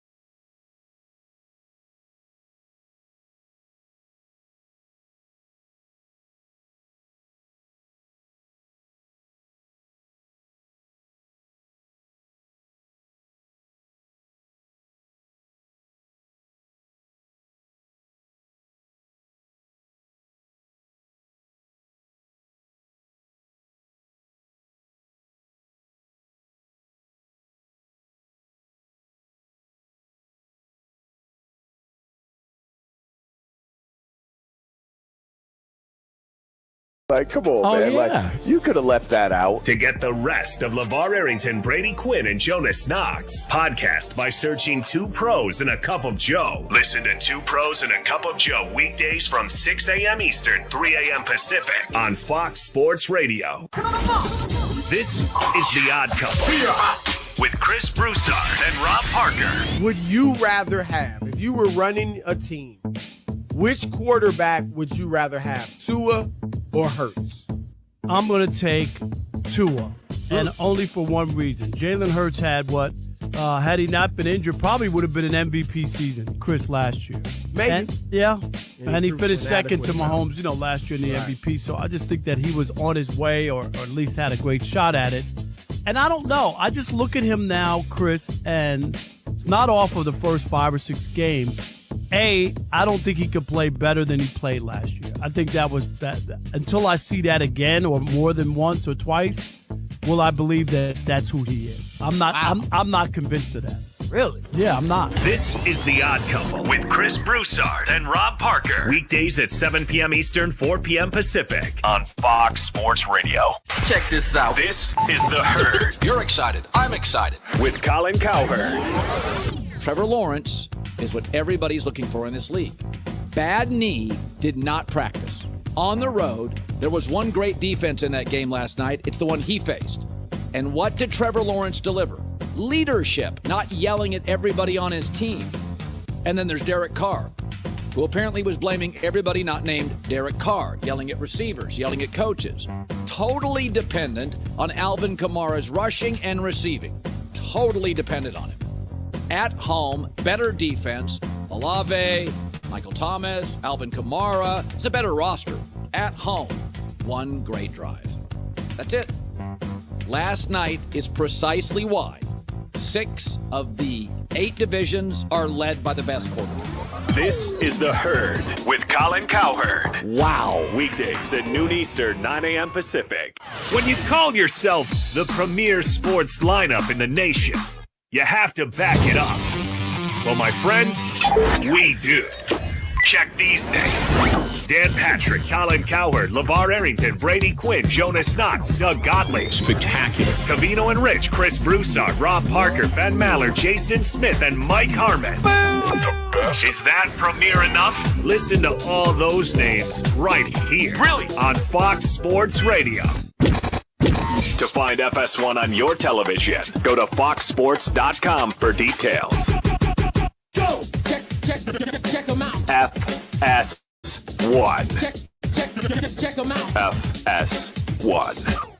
Do you have the time to listen to me whine? On Brian Hoyer, first down at 10 of the 25, 4-man rush. It's coming home, but Groyer throws left, and it's intercepted. Jalen Johnson. Goodbye, baby. 20, 15, 10, pick 6. Touchdown, Bears. That's the Bears Radio Network. I hate to tell you this, Rich. I think Brian Hoyer started his last game in the NFL. Raiders came in with hopes today of winning on the road against the hapless Bears. Not going to happen. Bears lead the Raiders by a score of 30-6. 3.5 minutes to go in the game there. This is Fox Sports Red Zone Radio. Steve Hartman, Rich Armberger. We are live from the TireRack.com studios. By the way, we are looking it up. Brian Hoyer starting today for the Raiders. This is the 8th different team that he has started at least one game where you're thinking, is that a record? And then we thought of a couple of guys, and we look it up. Ryan Fitzpatrick, 9 different teams. He started at least one game. But for Brian Hoyer and the Raiders, a nightmare day in Chicago. No question. How about Deontay Foreman on the other side of this matchup? 16 carries, 89 yards, 2 rushing touchdowns. If you streamed him on fantasy, you're thanking yourself for doing so. He's got 30 points in fantasy football today, and the game is not over yet. The Bears, obviously, if they get the ball back, are probably going to have to run it a few times in order to close this game out. And Tyson Bagent, 21 of 29, 162, no big mistakes, took a sack but threw a touchdown. That pass went to the hands of Deontay Foreman, the aforementioned running back who has 30 points in fantasy. So big day for Foreman, big day for Bagent, huge day for the Chicago Bears. Only have one win on the season. They'll improve to 2-5 here, and the Las Vegas Raiders went on the road searching for answers after Jimmy G has been down for 2 weeks now, and they've come up with none. All right, so then we have New England and Buffalo, and I look up and look who's leading. The Buffalo Bills have taken a 25-22 lead. This was following a New England fumble. 8-play, 29-yard drive ends up with a Josh Allen 1-yard run. So the Patriots have really outplayed the Bills throughout the game today, but it's the Bills right now, much like last week, where the Bills sort of escaped with a win in a game where they were pretty much outplayed. But that's the difference between good teams and not so good teams. And so now Mac Jones and the Patriots, and they just broke off a big play into Bills territory. There's a flag. I was just about to say no flag on the play. And just as I'm about to say that, the flag is going to be against New England for a block down field. It was a late flag, little swing pass that broke. Yeah, was this the first play on the new drive here? I believe it was. Yeah. Is that Stevenson? Yeah, that was Mac Stevenson. Jones to Ramondre Stevenson. He got it out to the Buffalo 41 for 34 yards on the reception, but we'll see what this penalty is for. Now, there's a minute 49 to go in the fourth quarter, and I think they're picking up the flag. Ramondre and they Stevenson, 44 yards through the air on 4 receptions. Zeke Elliott, actually the leading ball carrier for the Patriots today. 11 carries, 31 yards, also scored a rushing touchdown. So that play stands. Whatever flag they threw, they picked it up. And a clapping Belichick there. So huge play there, Rich, to get this drive started. And again, they're down 3, so field goal could tie it. A touchdown wins it. But this would be a bitter pill for the Patriots if they were to lose a game where they've outplayed Buffalo today. Yeah, I mean, gotta get it into field goal distance here. Probably looking at the 30-yard line in order to be within range. They're down to 35. Another Stevenson run has gotten the ball. I mean, that's 52 yards. At this point, 52 yards is field goal range should be in the NFL. So they have a 2nd and 5 situation right now. 36-yard line of the Bills, little swing pass, and that's going to lose yards. By the way, Steve, the Browns-Colts game, which does have 11 minutes left, by the way. Okay, thank you. Thank you. P.J. Walker threw one deep towards the end zone, and it got intercepted just a couple yards shy of the end zone, so the Colts I don't know why that game is so there. far behind every other game, because we're coming down the stretch. All right, we are now passing 1 minute to go right now in the fourth quarter. New England trailing by 3. They have a 3rd and 8 at the 39-yard line of the Bills. They need a play from Mac Jones, and the pass is complete. Wow. Big play for Mac Jones because he got hit right after he let go of that ball. Yeah, over the middle to Hunter Henry, down to the Buffalo 25 yards for a 14-yard pickup there. Big play by Mac Jones, who's played really an impressive ball game today. 21 of 25 passing, 239 yards through the air. I got an update on that now. 22 of 26, 253 after that completion. That's a 120 passer rating. I mean, he is cooking. Yeah. I mean, let Mac cook. Yeah. I think he's really played well today. Print the T-shirts. Yeah. And he's gotten hit a few times. He got hit there late, but they are very much into field goal position right now. By the way, New England has 1 timeout remaining. There's 48 seconds to go in the fourth quarter, and New England trailing the Bills by a score of 25-22. We're getting close to the top of the hour. I think we get one more quick play here, and he's determined for us not to tell you what's going to happen on this play. Keep it here for all the rest. This is Fox Sports Red Zone Radio. It's time for the Fall Haul at Northern Tool and Equipment. Get your hands on tough tools at prices that are tough to ignore. Got plans? Cancel them. Trucks in the shop? Borrow someone else's. Don't like saving money? Right.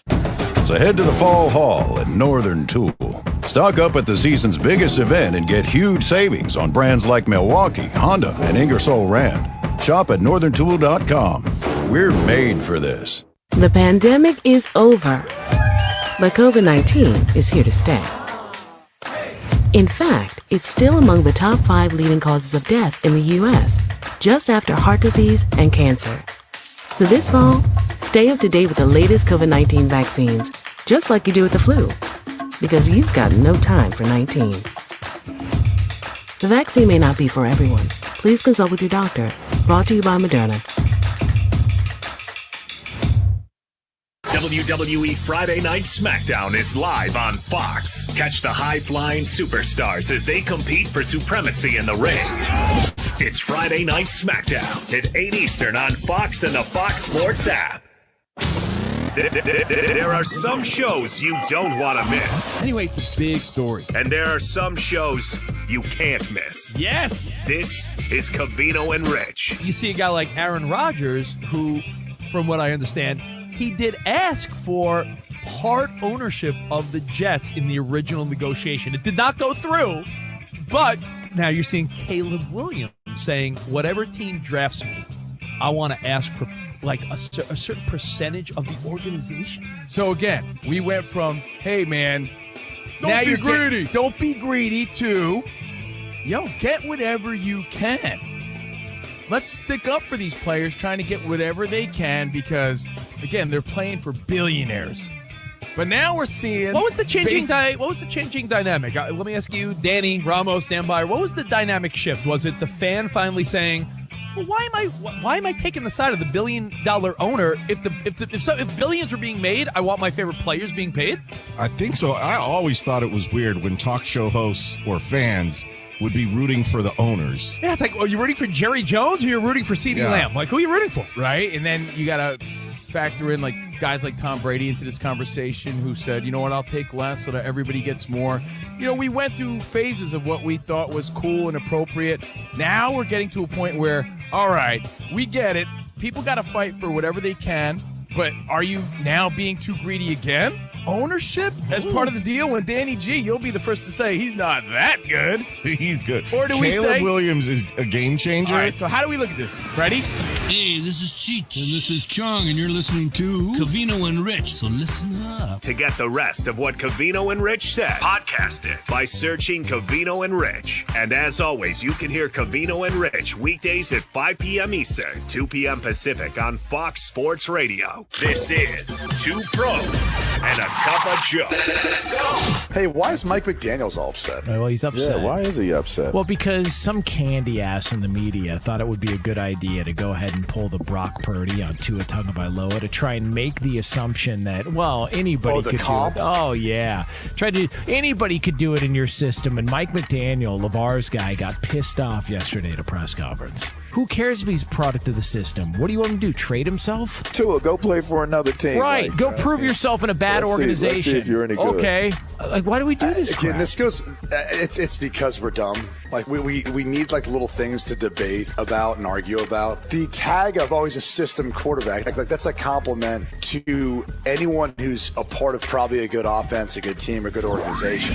Two Pros, LeVar Arrington, Brady Quinn, and a Cup of Joe, Jonas Knox. 6 a.m. Eastern, 3 a.m. Pacific on Fox Sports Radio. Ben Maller, the big dog. I am the greatest effing clown. Ben Maller, the man with all the answers. And anyone who says otherwise is an absolute idiot. Ben Maller, the After Hours Specialist. This is the definition of stepping into it. It's the Ben Maller Show. So I've got Three Stooges, Alanis Morissette, and Jersey Mike. Weeknights at 2 a.m. Eastern, 11 p.m. Pacific on Fox Sports Radio. Kaboom!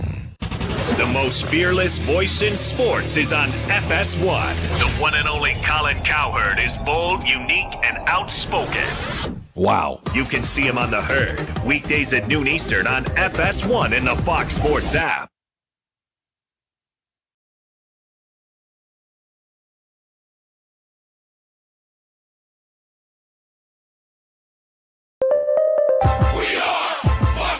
And here's what you need to know. The Bears defense has been all over the Raiders today. Brian Hoyer, first down and 10 of the 25, four-man rush. It's coming home, but Hoyer throws left, and it's intercepted. Jalen Johnson, goodbye, baby. 20, 15, 10, pick six.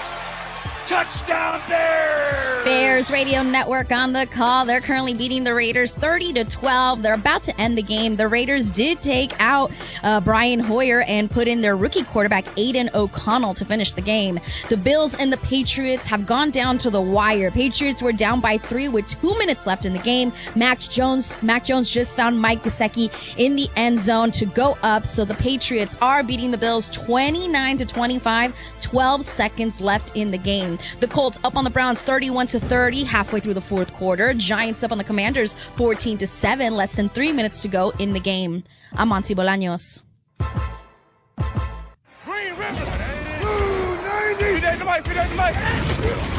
This is Fox Sports Red Zone Radio. The play. How about that second effort to get in the end zone? The hit. Your team, your game. You got the pads on there. It's all broken down right here. Fox Sports Red Zone Radio is now live from the TireRack.com studios of Fox Sports Radio. Here's Steve Hartman and 6-year NFL veteran Rich Ornberger. I formation, Allen under center. Takes the snap, and he is in. And there's the signal. Touchdown, Buffalo. Josh Allen powers in from 6 inches out. That's WGR 550 Bills Radio Network. Bills took the lead there, but the New England Patriots score the touchdown to take the lead 29-25. Final seconds now of this game. Josh Allen throws downfield and he completes the pass. No. Wow. Diggs had it. Wow. That would have put him in potential field goal range, and the pass was perfect. Wow. And Diggs dropped it. I mean, that is a drop. That is a flat-out drop. It would have been complete to the New England 30-yard line, which would have been a 47-yard field goal attempt. Now, again, they needed a touchdown, so it doesn't matter. But and they've tried to pump it to Diggs. I mean, look, it's the Patriot way to take away your best pass catcher. They did it to the Dolphins in a loss to the Dolphins, but they did it to them successfully with Tyreek Hill, who scored a receiving touchdown in that game, but overall played a game very different from the way he's looked against most defenses. Same with Stephon Diggs today. 6 receptions, 58 yards on 11 targets. He's had that touchdown reception, but still, it's been a slow day for Diggs. All right, so it looks like New England will win this game. One more play here for the Bills. This is Fox Sports Red Zone Radio. We're broadcasting live from the TireRack.com studios. TireRack.com, we're going to help get you there. No-match selection, fast free shipping, free road hazard protection. Over 10,000 recommended installers. TireRack.com, the way tire buying should be. Meanwhile, the Commanders right now have a 4th and 1 at the Giants' 18-yard line. They got the 2-minute warning there. Giants lead the Commanders 14-7. And the Cleveland Browns have just kicked a field goal to retake the lead 33-31 over the Colts. All right, final play here for the Bills. And final seconds, and that is over. Lateral play, it's over. New England wins it. Bill Belichick becomes the 3rd coach in NFL history with 300 regular season wins, joining Don Shula and Papa Bear George Halas. So huge win at home today for the New England Patriots. Yeah, huge win. And how about Mike Gesicki getting in the end zone at the end of that drive? Just a little one-on-one, bigger, better athlete against a safety and coverage. Mac Jones capping off what was an excellent day, arguably one of his best days as a professional football player. 25 of 30, 272, the 2 touchdown passes, one to Bourne, one to Gesicki. Look, well-coached teams like the Steelers, like the Patriots, even in down years, are some of the most dangerous teams to play against because they will find a way to make even a good team look foolish in games. And they did it. The Patriots did successfully today. They did it unsuccessfully against a red-hot Miami Dolphins offense that came to New England and were really flummoxed by what the Patriots were doing to them defensively. All right, hang on, Rich, because the Falcons right now have your favorite former Chargers kicker coming on the field to win this game against the Tampa Bay Buccaneers. 4 seconds left. 4 seconds left, tied at 13. This is going to be a 51-yard field goal attempt for the Falcons right here to win this game. For the win. Here we go. The kick is up, and it looks good, and it is good. Wow. The Falcons have beaten the Buccaneers. 16-13 is the final score. By the way, with that win, the Falcons take over first place in the much maligned, deservedly, NFC South. Well, yeah, this is a huge victory for the Atlanta Falcons and for Arthur Smith, because if you think about it, for now years, he's been the head coach of the Falcons, and it's been a division that's been dominated by Tom Brady. So now he gets an opportunity. No Tom Brady. A down year for the Bucs, no question, trying to get things going with Baker Mayfield at quarterback. Obviously, the Carolina Panthers, things have not panned out the way they planned with Bryce Young at quarterback and Frank Reich as their head coach. And the Saints, they've been hot and cold this season. That's a great defense, but if they can't muster any offense, this could be a long season for New Orleans. So Atlanta Falcons right now in the driver's seat with a 4-3 record. All right, so we have another game coming down the stretch right now. This is the Commanders and Giants. We're at 1:02 to play right now in the fourth quarter. Giants lead by a score of 14-7, and the Commanders now have a third down. They are at the Giants. Where are they now? They are at the 8-yard line, I believe. So 3rd and 5 situation, 7-yard line to be exact. 3rd and 5 for the Commanders at the Giants' 7-yard line. Giants lead at 14-7, 1:04 to go. The Giants have really dominated this game. Another team desperate for a win, 1-5 overall, winless at home this year. The Commanders, man, they're holding things together. They came into this game with a 3-3 record. Sam Howell's played pretty well for this team, but let's see what happens here. 3rd and 5 at the Giants' 7-yard line. Commanders trailing by a score of 14-7. By the way, Steve, the Colts just took a lead on a 75-yard touchdown pass to Michael Pittman. I'm not mentioning that game anymore because I got so screwed up earlier. No. Here we go. Sam Howell. Oh, that's incredible. I just got it. All right, so incomplete pass. Now it's a 4th and 5. And again, they have to go for it, obviously. 4th and 5 at the Giants' 7-yard line. They should punt, honestly. By the way, what a shootout that game is between the Colts and the Browns. Gardner Minshew today, 15 of 22, 305 yards, 2 touchdowns, 1 interception, and he has scored 2 touchdowns on the ground. Yeah, it's been all of these running backs for the Browns that have been I should say, and defense that have been generating the offense. Here we go, 4th and 5 right now. This is it for the Commanders, and Sam Howell is rushed. He scrambles, he throws to the end zone. It's caught, knocked away, and that is going to do it. Wow. Well, at least now, because the Giants are always capable of finding a way to blow a game. That is true. That is true. Yeah, it's not over yet, but Giants will take over on downs at the 7-yard line, 56 seconds to go. Well, listen, and this is a difficult situation being if you are the New York Giants, because Saquon Barkley's still nursing his way back from an injured ankle. Commanders, solid defense, playing well today against the Giants, and you're coming off your own goal line. So with 2 timeouts left for the Commanders, the Giants need to find a way to get a first down. Barkley has 21 carries, 77 yards, so he's run the ball pretty well today. Pretty well. I mean, that's a lot of carries for that many yards, though, and that's been it's the less issue. than 4 yards a carry. That's been the issue for Well, Barkley. they're taking a knee.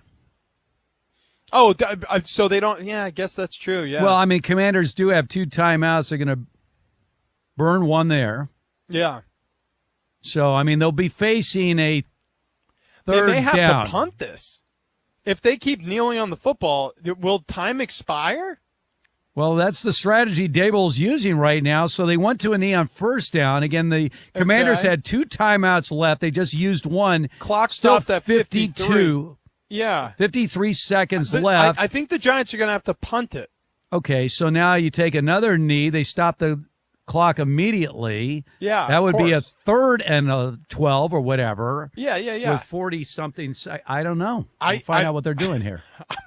I guess he really doesn't trust his offense. He really doesn't, and they did take a knee, and so you lose a yard. There's 50 seconds left, and now you have a 3rd and 12. Yeah. So if you go for it, you're not going to be able to run 50 seconds off the clock. That's my point. That's my point. That's what I was saying. With 2 timeouts, you have to get a first down. And you are going to be punting out of the back of your end zone. Exactly. What is Dable doing? I'm not quite sure. He's like, did you tell me how many timeouts they had left? What the hell is He's going on? He's talking to here? the official right now. So, okay, so they're going to run whatever play they're going to run here on 3rd down. You're not going to throw the ball. I mean, I'm assuming they're going to kneel again since that was their plan to and start they are, this and drive. they're kneeling again. Yeah. So here we go. 51 seconds. They kneel, and now the clock's going to run. Yeah. So there's an 8-second difference on the clock. I'm looking right now. 8 to 9 second difference on the clock. But still, you're giving gonna an have opportunity for a return well, you're gonna instead have of trusting your offense to get a first down. Well, my guess is you call a timeout before the clock expires. So that'll be a 4th and 13 from their own 6-yard line. So you're going to have to punt. And they've stopped the clock for an injured commander. Oh, my gosh. Quote, unquote, injured. What a disaster for Brian Daboll. By the way, that is a smart play by Rivera. No question. No question. I mean, what a disaster of a decision by Brian Daboll. This is a laughingstock. You're going to give the Commanders an opportunity with the ball back here in a game. I mean, what, you trust your offense that little? Either that or he has zero understanding of the clock. All right, so now it's 4th and 13. The clock now restarts. And so the clock did not stop completely. So there's still a 7 or 8 second difference. What is going on here? Did he just try to kneel on 4th down? Why? What did happened? the injury reset the play clock? So apparently the injury reset the clock, and that is game. Wow. What the heck? So both of these coaches have no idea what they're doing. So the game That's is what we learned. officially over. The Giants have defeated. That was unreal. What just happened? So what just happened? And by the way, Sweat, the injured player just walked casually off the field. Oh, the my clock God. stopped, but then they reset the clock, and that was game.